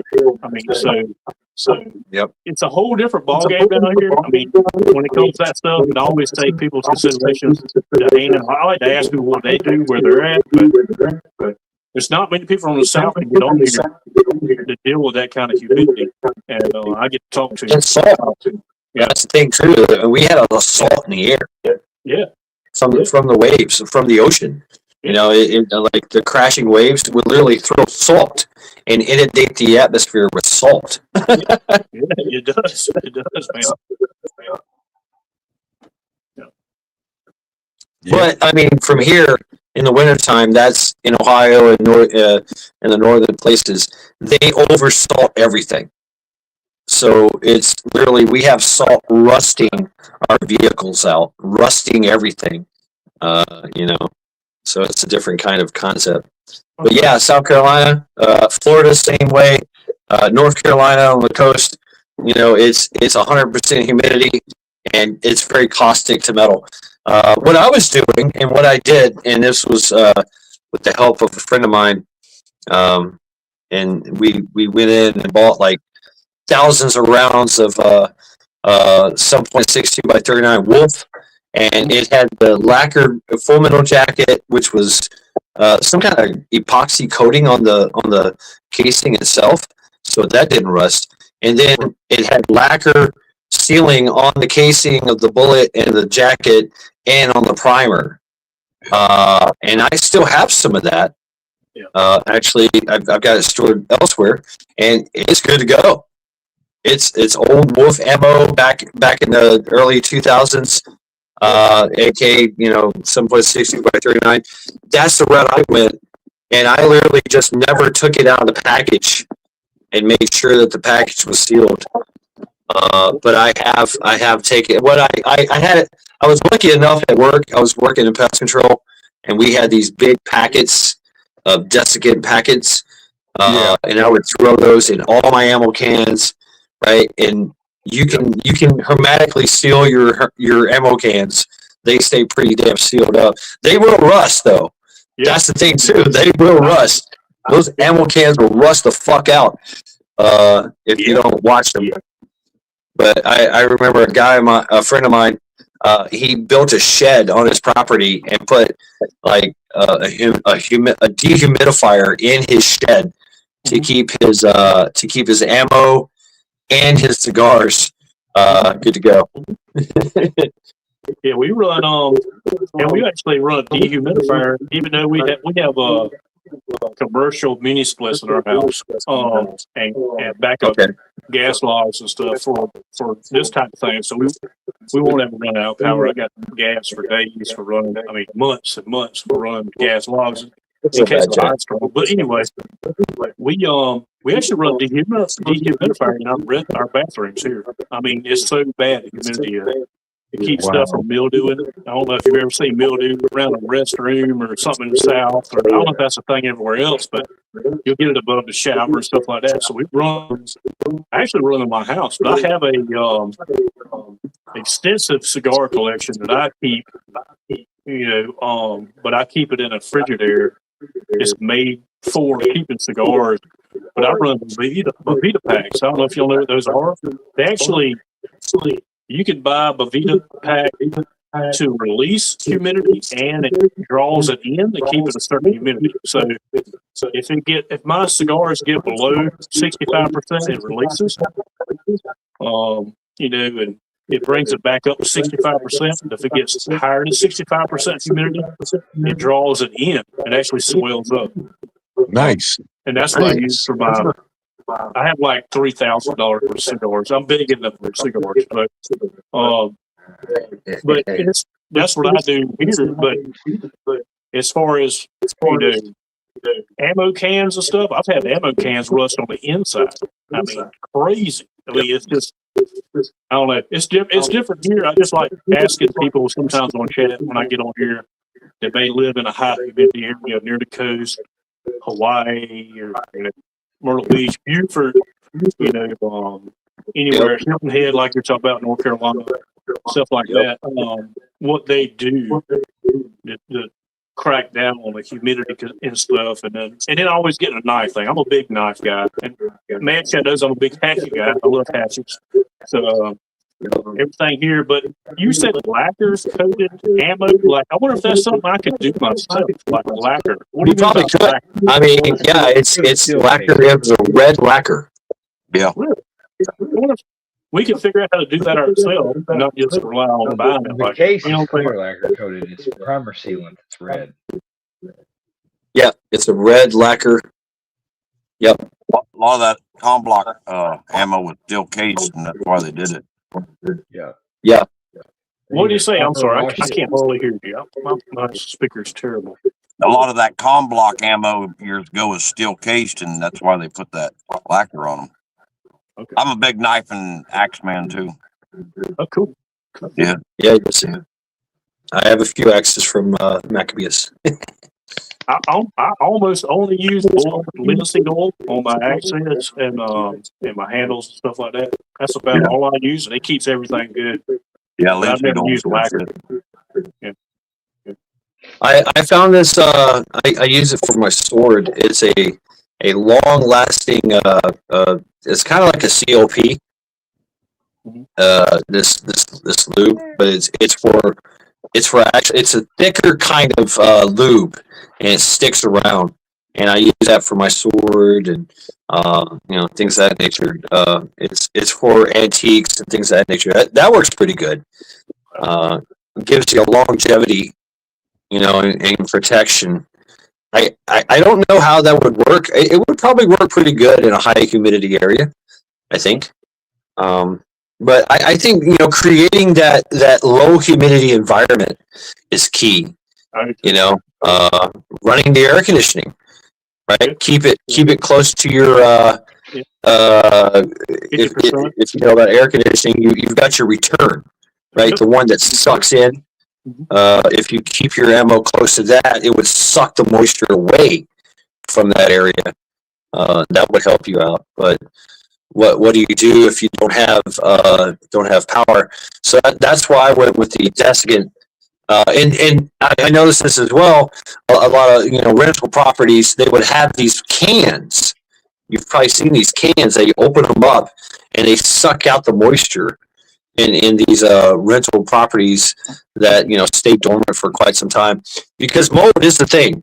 Stachybotrys will kill you. Black mold, Stachybotrys, that's a killer. It makes you sick, whatever. But excuse me. But yeah, to combat that, you have to heat the volume of the structure, or cool it down to kill that mold, that spores in the air, and that humidity. Damp rid, that's it. Yep, SC Wolverines, damp rid. It's a can, you can buy it.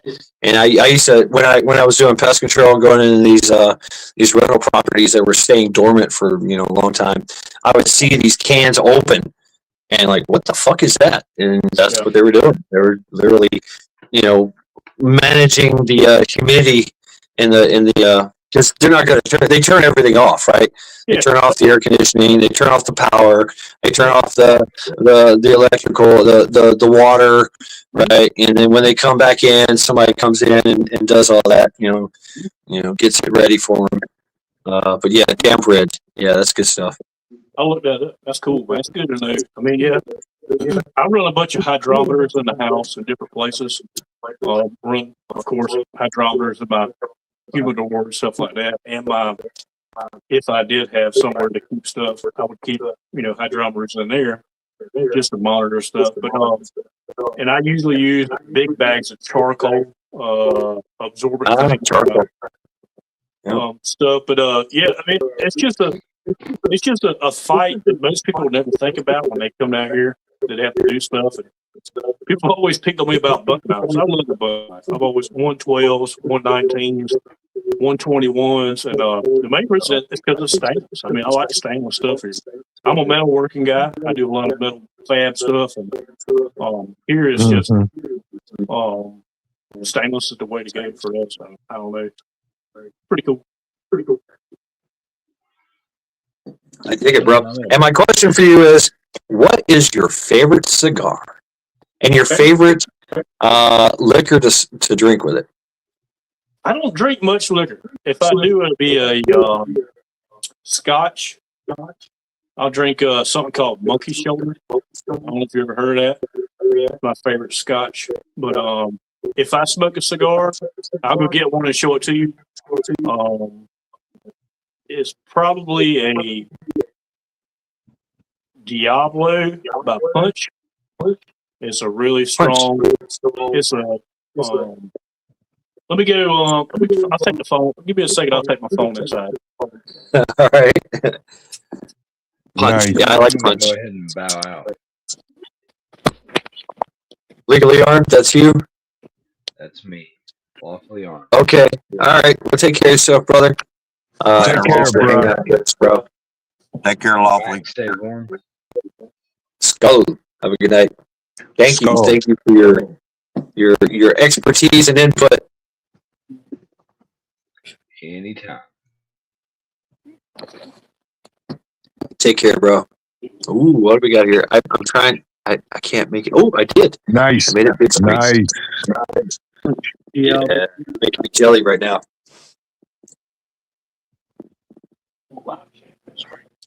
Nice. Probably, Yeah, I probably. like cigars. I like bourbon and scotch and cigars. That's a Punch Diablo. Punch Diablo. Okay. Let's try one of those.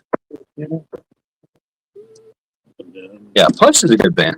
Yeah, good brand. I like Punch. We'll do a maybe a Romeo Julieta, 1875. Yep. Really good cigar. A Nicaraguan Puro. Yep. These are good cigars. Yes, they are. I'm a big fan of Arturo Fuentes. Fuentes. This is a cheaper cigar. It's actually really good. This is a Perdomo Champagne 10th anniversary. Really good cigar. A few of those. This is a good mild cigar. If you have it like a steak or something, kind of yellow in a wrapper. Those are good cigars. And then I think my everyday smoke would be like a Cameroon, New World. If nobody knows AJ Fernandez, I mean, he makes the best. I mean, it's just everybody knows the guy. So that's one of my favorite ones by him. Keep a lot of those on hand. And then, miscellaneous high-end cigars, $30 cigars, and some black markets. Yep. I can't afford to keep too many, but my father's cigars, anything by my father, yeah. My father, but for days, there's cigars in here. Yeah, I enjoy collecting. I do enjoy it, but pretty fun stuff. Wow, right on, dude. Nice. Yeah. That's cool. You're a rich man. No.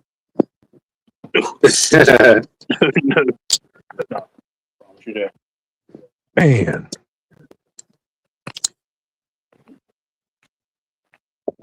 Thank you for. Now I'm going to look at Punch more. I definitely want to try. You said the Diablo Punch is kind of strong. It's really strong flavor. Yeah, it's called a Diablo for a reason. Yes, turn back. But yeah, that Punch, it's a really good cigar. If you want to try one, I'll pick you up a Punch Diablo. And I like a 5 by 54, 5.5 by 54 ring gauge. I like a bigger cigar. That's my I do too. I think it's a Toro or a Grand Toro. But that's it's strong. It's fucking strong, son. Yeah, to me, that's a good cigar. It depends on it's like drinking wine. If you picking a cigar is like after you eat something, if you've been drinking a lot and you're kind of fucked up or something, you don't want this is kind of strong. Or I mean, if you eat a steak or something, it goes with different things. If you smoke enough of them and learn them, it's just there's no right one for all the time to me. I mean, that New World Cameroon by AJ Fernandez, to me, that's like a all the time go out and cut grass and work in the shop, hang out, bullshit, you know. That's kind of like how my Arturo Fuentes is. I mean, I'll get the bigger ones with it's wrapped in cedar, or I bought a little tin of the cigarillos, and I smoked those, man. That was great, but that was great with a beer, full body beer. But I love If it's a strong cigar, like you said, a strong flavor, I'll take a bourbon over a scotch, Yeah. to smoke it with. If I smoke a nice smooth cigar, I'll enjoy a scotch with it. Hey, what's up, Taco Muffin Top? How you doing? TMT. I like Scotch. What's up, EMT? I hadn't had Scotch in like a year, but to me, probably my favorite drink to drink with a cigar is probably like an old fashioned, like making a mixed drink, like old fashioned. I don't know if you know what that is. An old fashioned, yeah. Okay. Yep. I made mine with the brown rockin' rind, orange peel, maple syrup, and, and I'll put bitters in it too. But it'd be like a small glass of that, and then I'll have my really strong cigar with that. I haven't had it in years. I need to do it again. I've never done it. I've been drinking beer. That's all I've been doing. So, but yeah, the opportunity is the beast. It'll numb your lips. If you like pepper, it's a strong. I like a strong pepper note on the cigar. So it's full. To me, it's good. Might not be to you. I like flavor. I like savory. I'll take savory over sweet. Yeah. Any day. Yeah. Me too. I like heat and I don't like brutal. I like it hurt. I mean, that's how I've always been. That's how I like cigars. It depends on what mood. So this thing actually has like some pepper in it, huh? This Diablo Punch. It will make your lips go numb. Damn. Yeah. Punch, that's the strongest cigar I've ever had. Punch Diablo. All right, I'm gonna try it. Actually, I'm gonna go get it tomorrow. Yeah, I'm gonna go get my. See if they got Good luck with that. And so, of course, Bullfrog, you being the aficionado that you are, me, I'm a part-time aficionado, but cigars and liquor are good for men. Okay, they are absolutely good for men. It raises our testosterone. It does. It literally raises our testosterone, regardless of your age. And it's something soothing about it. It's something calming about it. It's something grounding about it. I love nothing and I've been to a few. I'm going to join a club. I'm looking for a good club right now, a cigar club around here, where they have. I love a stuffy old leather seat, right? Yeah. And you get a glass of scotch or bourbon, good bourbon, and a good cigar and a fireplace.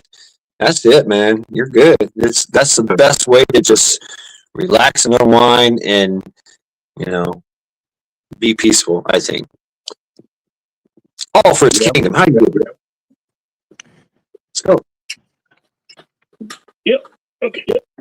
Coffee too. I mean, a good coffee paired with a good cigar. Oh man, the flavors.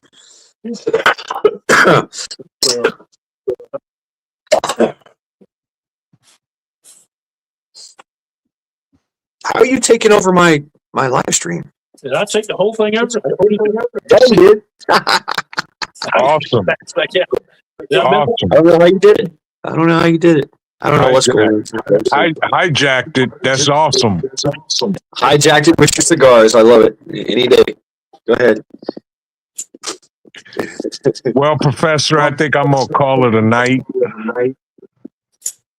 Yeah, I feel you, Trent. I got about 17% on my power, so I'm probably not long for this live stream.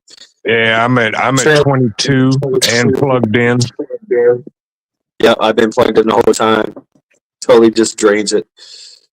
Well, brother, take care of yourself. Enjoy this snowmageddon. I actually am. I am going to. I've been hearing a couple of sensors going off. I'm thinking Walter Wilderness is somewhere to be found. And I don't know. I'm on the lookout because Yeah, you inspired me with that, Trent. And so Bonesy might make a walk in the snow and give a snow report if it ever happens. Yeah. Right, if it ever happens, yes. Yeah. But if we get that snow, I'm gonna just sit out back.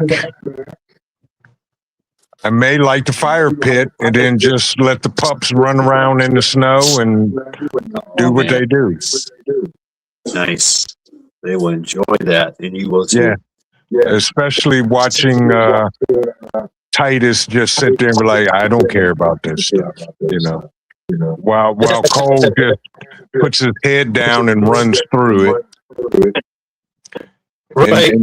And Titus plots when Cole's not looking to run up on him and do some front flying feet, and then it's on and cracking. Yeah. I've been running. Yes. Trying to get chicken with oil squared away. It's about to get cold here. Yeah. Farm out ready. So. You have a good one, Vision. Yes, indeed. Y'all have a good one. Stay safe, stay warm. You too, brother. And just remember, winter comes every year, y'all. That's Like true. clockwork. Yeah. And believe it or not, I have yet to turn on my furnace this year. Oh, wow. Really? You heat with wood, though, don't you? In the basement, yeah. But I mean, because my house is brick and it was built in the 60s, I mean, the temperature in the house is like 58 degrees. Nice. That's Yeah. Yeah. And the COO, she doesn't like a hot house, so we keep ours about 70 degrees. right. Yeah. And that's cool. Sometimes she's like, that's hot. I'm like, okay. So, but yeah. I think I'm gonna take some steaks out the freezer. Nice. And if we get the snow we called and that we're calling for, we'll just grill sit in the here. snow. Exactly. Go out on the patio and just fire up the grill and do what we do. And hope no trees fall. Wow. Right on, brother. Pleasure having you up. Always. Have a good night. And bite Cole's ear for me. Yeah. Just nibble on it. Tell him it's for me. I'll go ahead and I don't know if there's the ear. There's the nibble, and here's the reaction. We can't see you. I don't know why. Yeah, I don't see nothing. Nothing. No reaction from him. He looked up at me, eyes closed. He's like, "What are you doing, Dad?" Like, whatever. and laid his head right back down. Right on. That's Yeah. cool. All right, gentlemen, have a good evening. Stay warm, everybody. Stay safe. You too, brother. Yes, indeed. Talk to y'all later. Good night. Good night. Good night, Trent. Take care, bro. All right.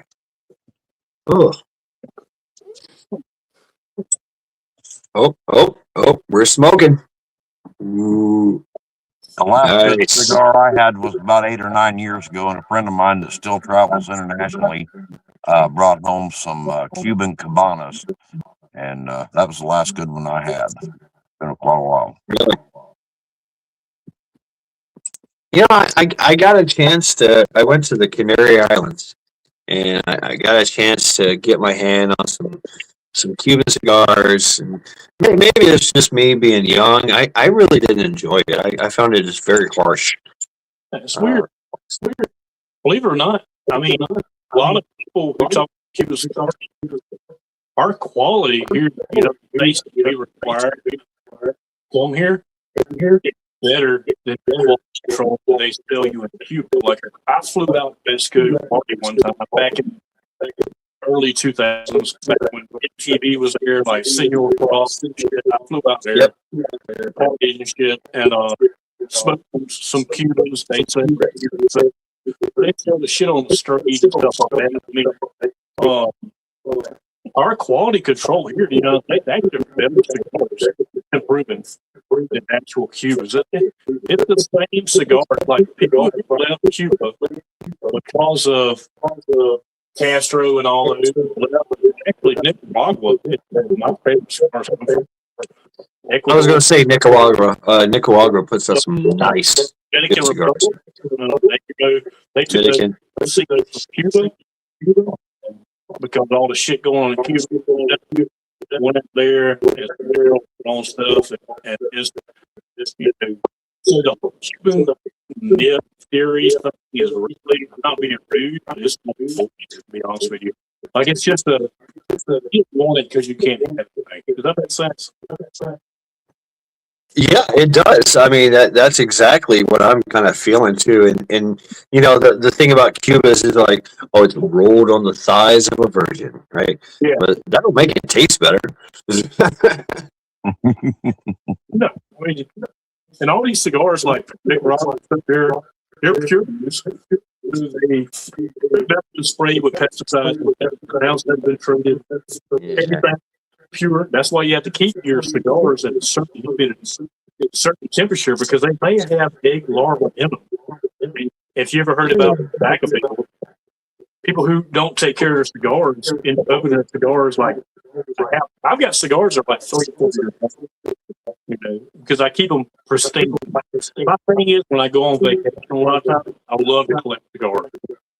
So if I fly around, I go somewhere, if I'm in Tennessee or Colorado or somewhere like that, I'll pick up a cigar from like a memorable moment in life, and I'll keep it and put it in my humidor. So my humidor is actually more like people who collect coins or anything, just cigars to me. You know what I'm saying? But it's fun. It's a hobby. Every year they come out with a new cigar from like St. Patrick's Day, like I can't remember what they call it, like a twisted barber pole, green and white. I don't know if you've ever seen them. St. Patrick's Day cigars, collecting those, and it's just a hobby, dude. It's one of those fucking things. But, I dig it. I mean, I dig it.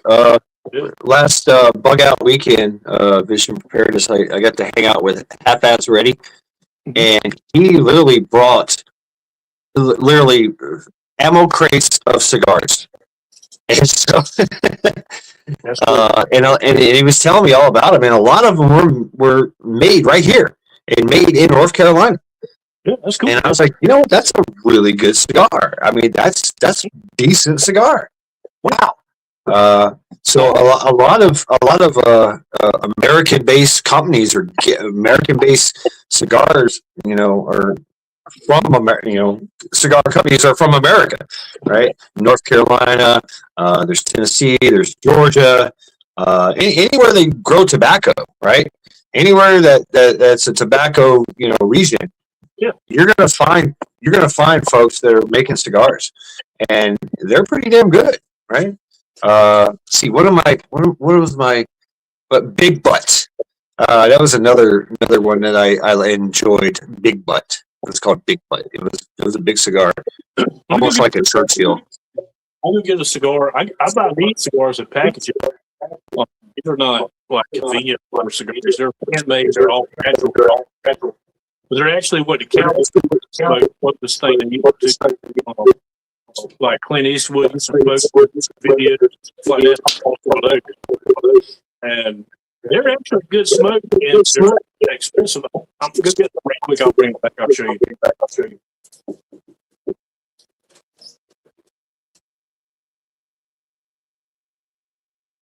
I'm trying to fix your audio there, Bullfrog. Are you noticing that Maccabeus, he's kind of poppy? Yeah. Okay. Edit mic settings. Echo cancellation. Automatically adjust my mic volume. All right, we're going to do that. See how that works. See what happens when it comes back. All right. Or maybe I turn off all this shit.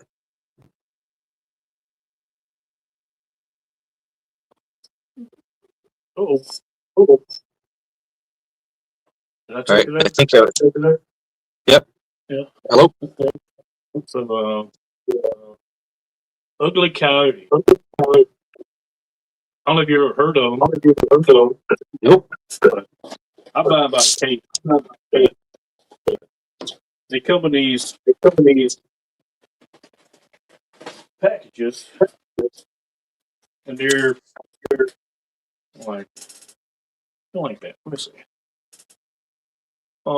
This is kind of like a upside down. Ugly Coyote. Natural sweets. These are like what Clint Eastwood, I can't remember what it would smoke in a movie. So it'd be like his. I think they call him I can't remember what there's a name for these type of cigars. Where he would bite it off, shoot. You know what I'm saying? Yeah, I tried that. No, don't do that. But they're a good cigar. This brand is all natural. So there's no. This is not a fucking Black and Mild. It's not some ghetto ass cigar. They're puros. So they're hand rolled, all natural puros from the Civil War here. That's what they did, and they made them. But that's a good cigar. It's the same thing. I'm a cowboy guy, so I saw Clint Eastwood. What he smoked in the movies, this kind of stuff. I was like, game on. I'm buying it. Yeah. I buy these by the case. Way better for you than cigarettes. All that crap in them. Yep. Is not saying one thing is better, but it is what it is.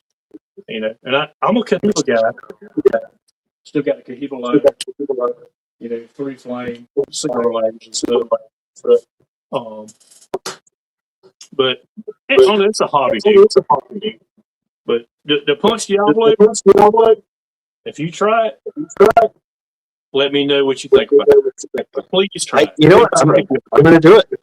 I'm going to do it.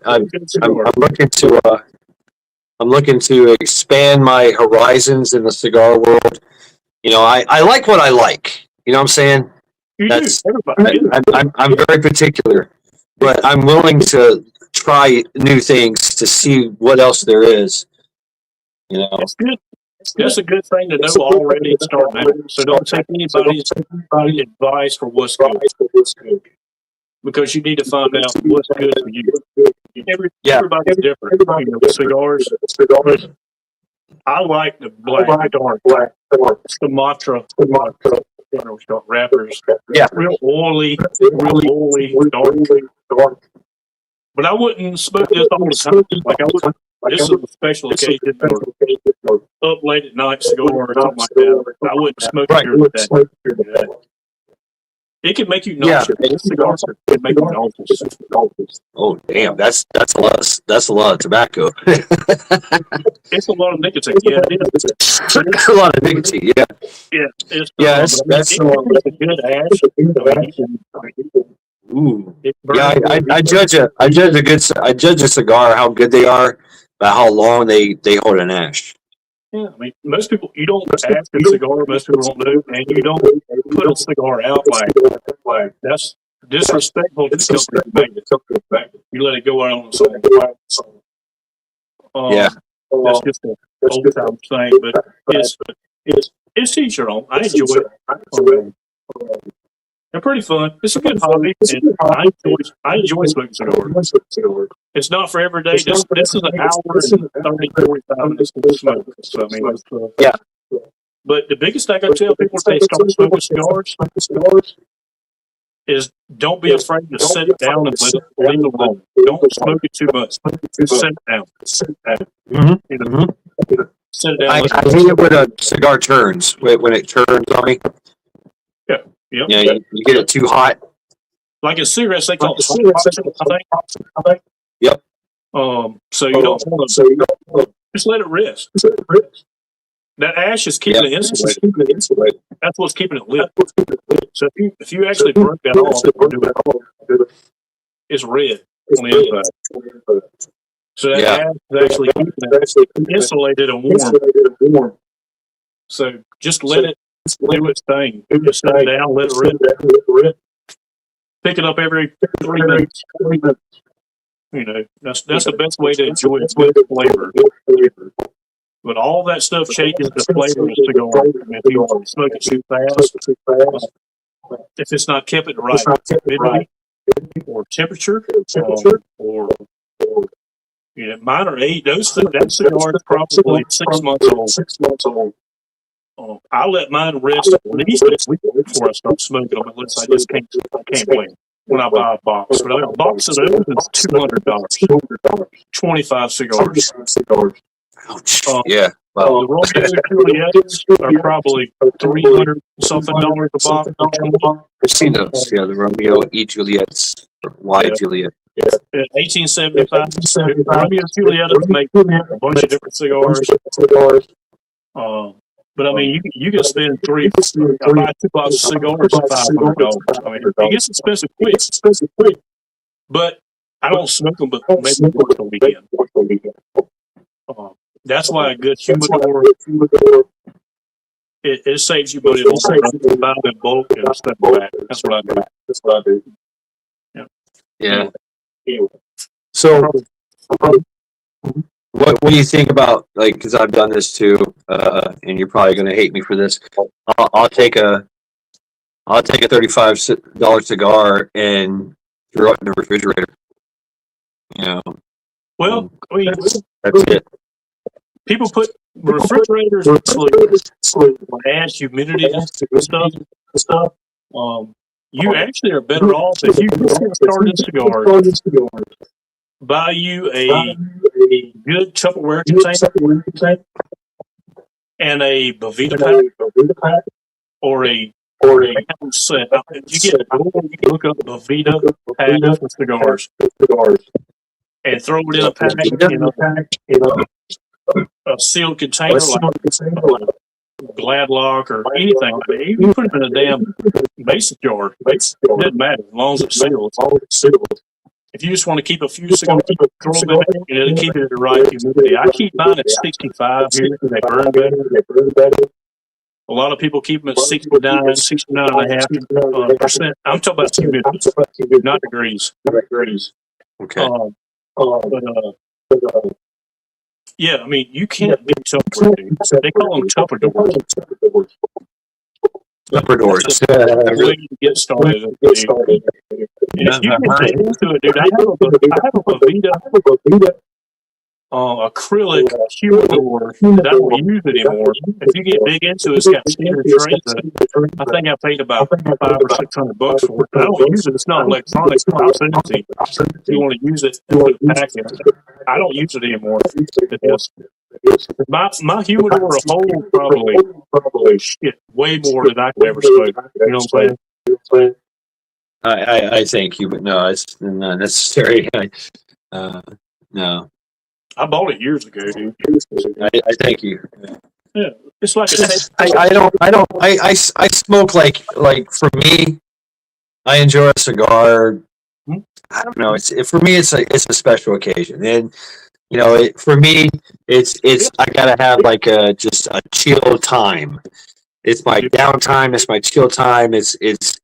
And or I'm with somebody that, you know, I'm meeting, you know, and hanging out. It's a special occasion, and we're gonna drink and smoke cigars. You know, So I don't. It's a fun hobby, like you're talking about. Yeah. At the beach where you used to live, I've hung out a bunch of those cigar shops there. Like they have lounges and stuff, leather couches. You know what I'm Nick's saying? Cigar Road. Yeah, Nick's Cigar Road in North Myrtle Beach, I think it was. Yeah. That was a cool place. Yeah, I've been to all those, man. It's pretty cool. I go and pick one up and, you know, try something. Don't be afraid to try something new. It's kind of fun, you know, try different things. I'm always a Nicaraguan Puro guy. If it says that on there, I'm pretty okay. But you learn what you like. And you change. You change every time. You know, I wouldn't start off. I'll still smoke a Connecticut. Those Romeo Julietos are Connecticut, but I prefer a Maduro or a deep, hard, you know, pepper note. But I'll still smoke a Connecticut every now and then, or you know, Ecuador. I do like the rapper. Yeah. But anyway, I'm probably boring you a bit. Does it hurt to store them in a freezer? It does, because it has humidity. It's all about humidity. It's not about temperature. If you can keep the humidity right, the temperature doesn't really matter much. That's my personal view. I'm not a cigar aficionado like some snobs are on the internet. But Hey, I'm learning a lot from you.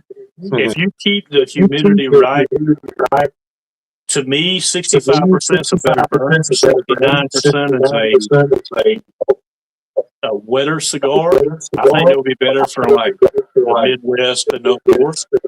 But 65 down here, by the time I take it out, set it down, smoke it, get above 69. I don't want my cigar getting above 70-something. You know. I'll go get a Bavita pack and show y'all what it look like. And you can buy these. I'm serious about that. I like this idea, and you know, do it. What you call it, Bravita? I could totally do some Tupperware Timidor shit. Yeah, yeah. I would in a prepping kind of mindset too. You know, the devil's lettuce. I've done the same kind of concept: is throw it in a mason jar with some oxygen absorbers, and then later on take it out and add like wet toilet paper or wet paper towels to, you know, give it some more, because it does kind of dry out, right? Or put some oxygen absorbers in there with the devil's lettuce. I say to you knowingly, right? But cigars, man, yeah, it's a okay.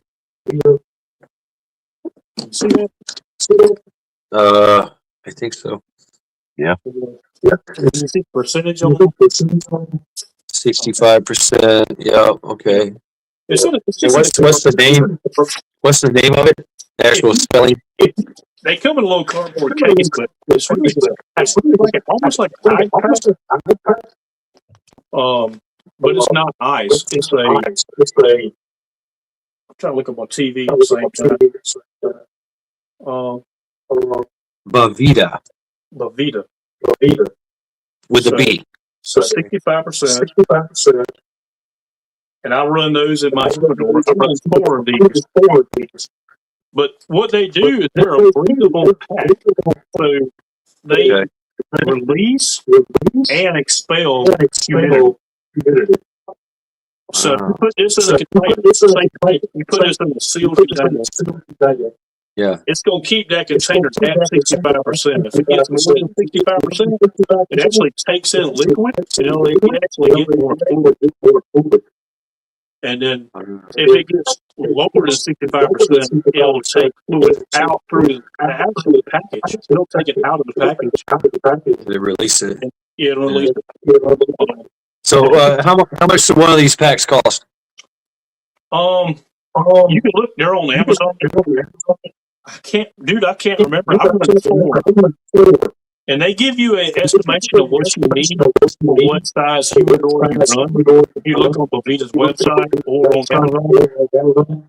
But I run 4 of these. I think it's about $100 for 4, but it lasts about 2 years. Oh, wow. So, Wow. so it's not that expensive. I mean, Wow. if you I like have that. $3,000 worth of cigars, I mean, what is, you know, 25, $30 a year to take care of it. You know what I'm saying? Like, Yeah. but mine laying, the bigger ones come in these cardboard packages. They have smaller ones, bigger ones. But if you look up that website, for those guys, they know their shit, dude. That's the only way to go. You throw it in, and you don't have to worry about it. That's what I do. And they burn good every time. I mean, I've never had a problem with it.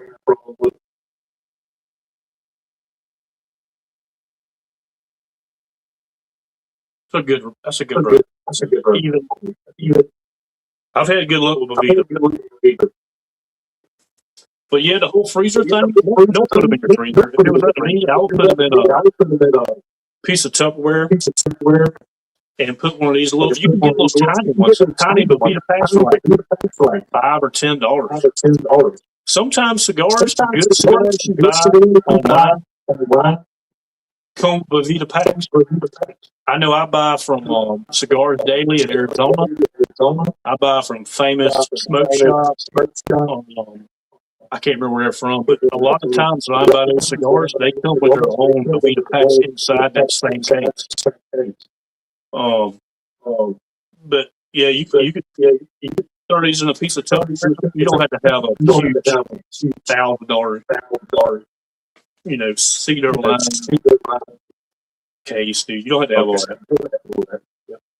Yeah, I can't foresee that because my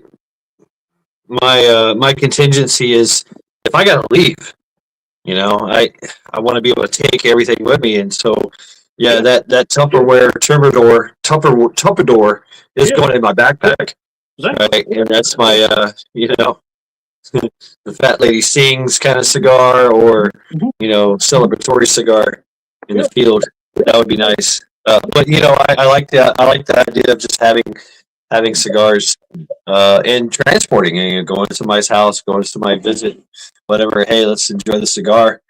Got 2-3 hours to kill. Just relax. It's a thing. It's like if you have a brother, I don't know. It's like a ceremonial thing. Like a cigar. Yep. It's a commitment. Cigar is a commitment. When you light it, it's on. That's how I am about it. I love cigars. I've always been. I love the history of cigars. I've followed a lot of people online, that tell their history of making their own cigars and what their family went through coming from Cuba to different places. And so it's not just about cigars. It's the whole thing. You know what I'm saying? But I'm weird like that. So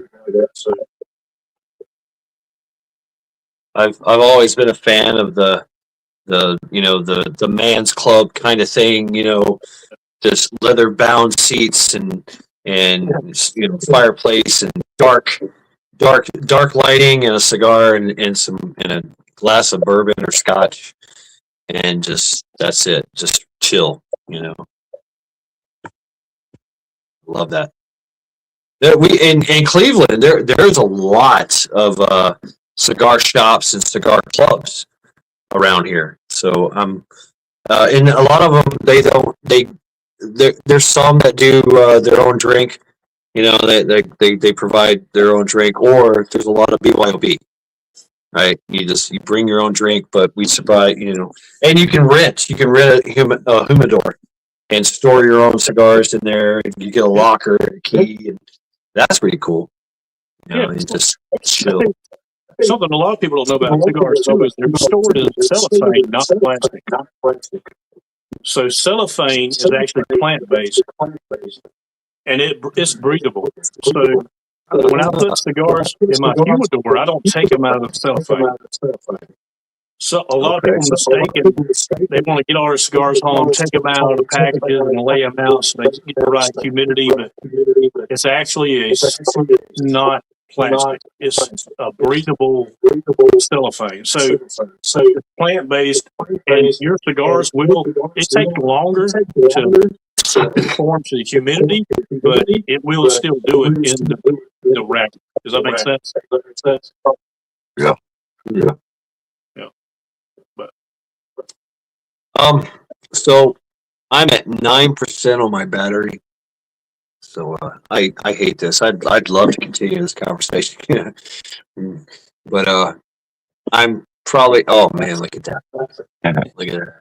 That's beautiful, man. Thank you for the education, Bullfrog. Yes, sir. Indeed. I mean, you schooled me. but I didn't bore y'all too much. I appreciate y'all, man. I know. Hey, I appreciate it. You've been in my chat for years. So this is a great honor. Thank you. Yeah, my pain meds are wearing off. I'm off, and it's starting to get cold in the car, so I'm gonna have to head in anyway. Okay, Mac. Yep. Y'all have a good one. So, I'll catch you next time. All right, brother. Mac Actual. Y'all too. Take care of yourself. Y'all. Thank y'all. Take care, Mad All One. right, Bullfrog. See you, Bullfrog. Yep. Thank you very much. I mean, that's great, man. We basically just I mean, that was a great conversation about cigars. Cigars, y'all. That's what's up. So I thank you, everyone in chat. Look at that. Look at that beautiful thing. Look at that beautiful cigar. All right, I'm going to end this before the live stream abruptly ends because I don't know. StreamYard likes to sap my phone's battery. Yeah, it's hot. I can feel it. It's like on the back of it. It's really hot. Yeah. Enjoy the storm. Winter Storm Fern, they're calling it. Right. Yep. Skull. Adios. Take care. And we will talk to y'all. I don't know. Maybe I'm gonna make a live make a video when this snow comes, or maybe Bonesy will steal the phone and go out there and make a video. And you know what? I'm gonna smoke a cigar. I'm gonna go check out some cigar shops that hopefully are still open tomorrow. And I'm gonna look for that Diablo Punch. I'm kind of intrigued by that. Yeah. So yeah, thank you all for hanging out with me tonight on this stupid snow Saturdays. Thank you all and have a good night. Skull.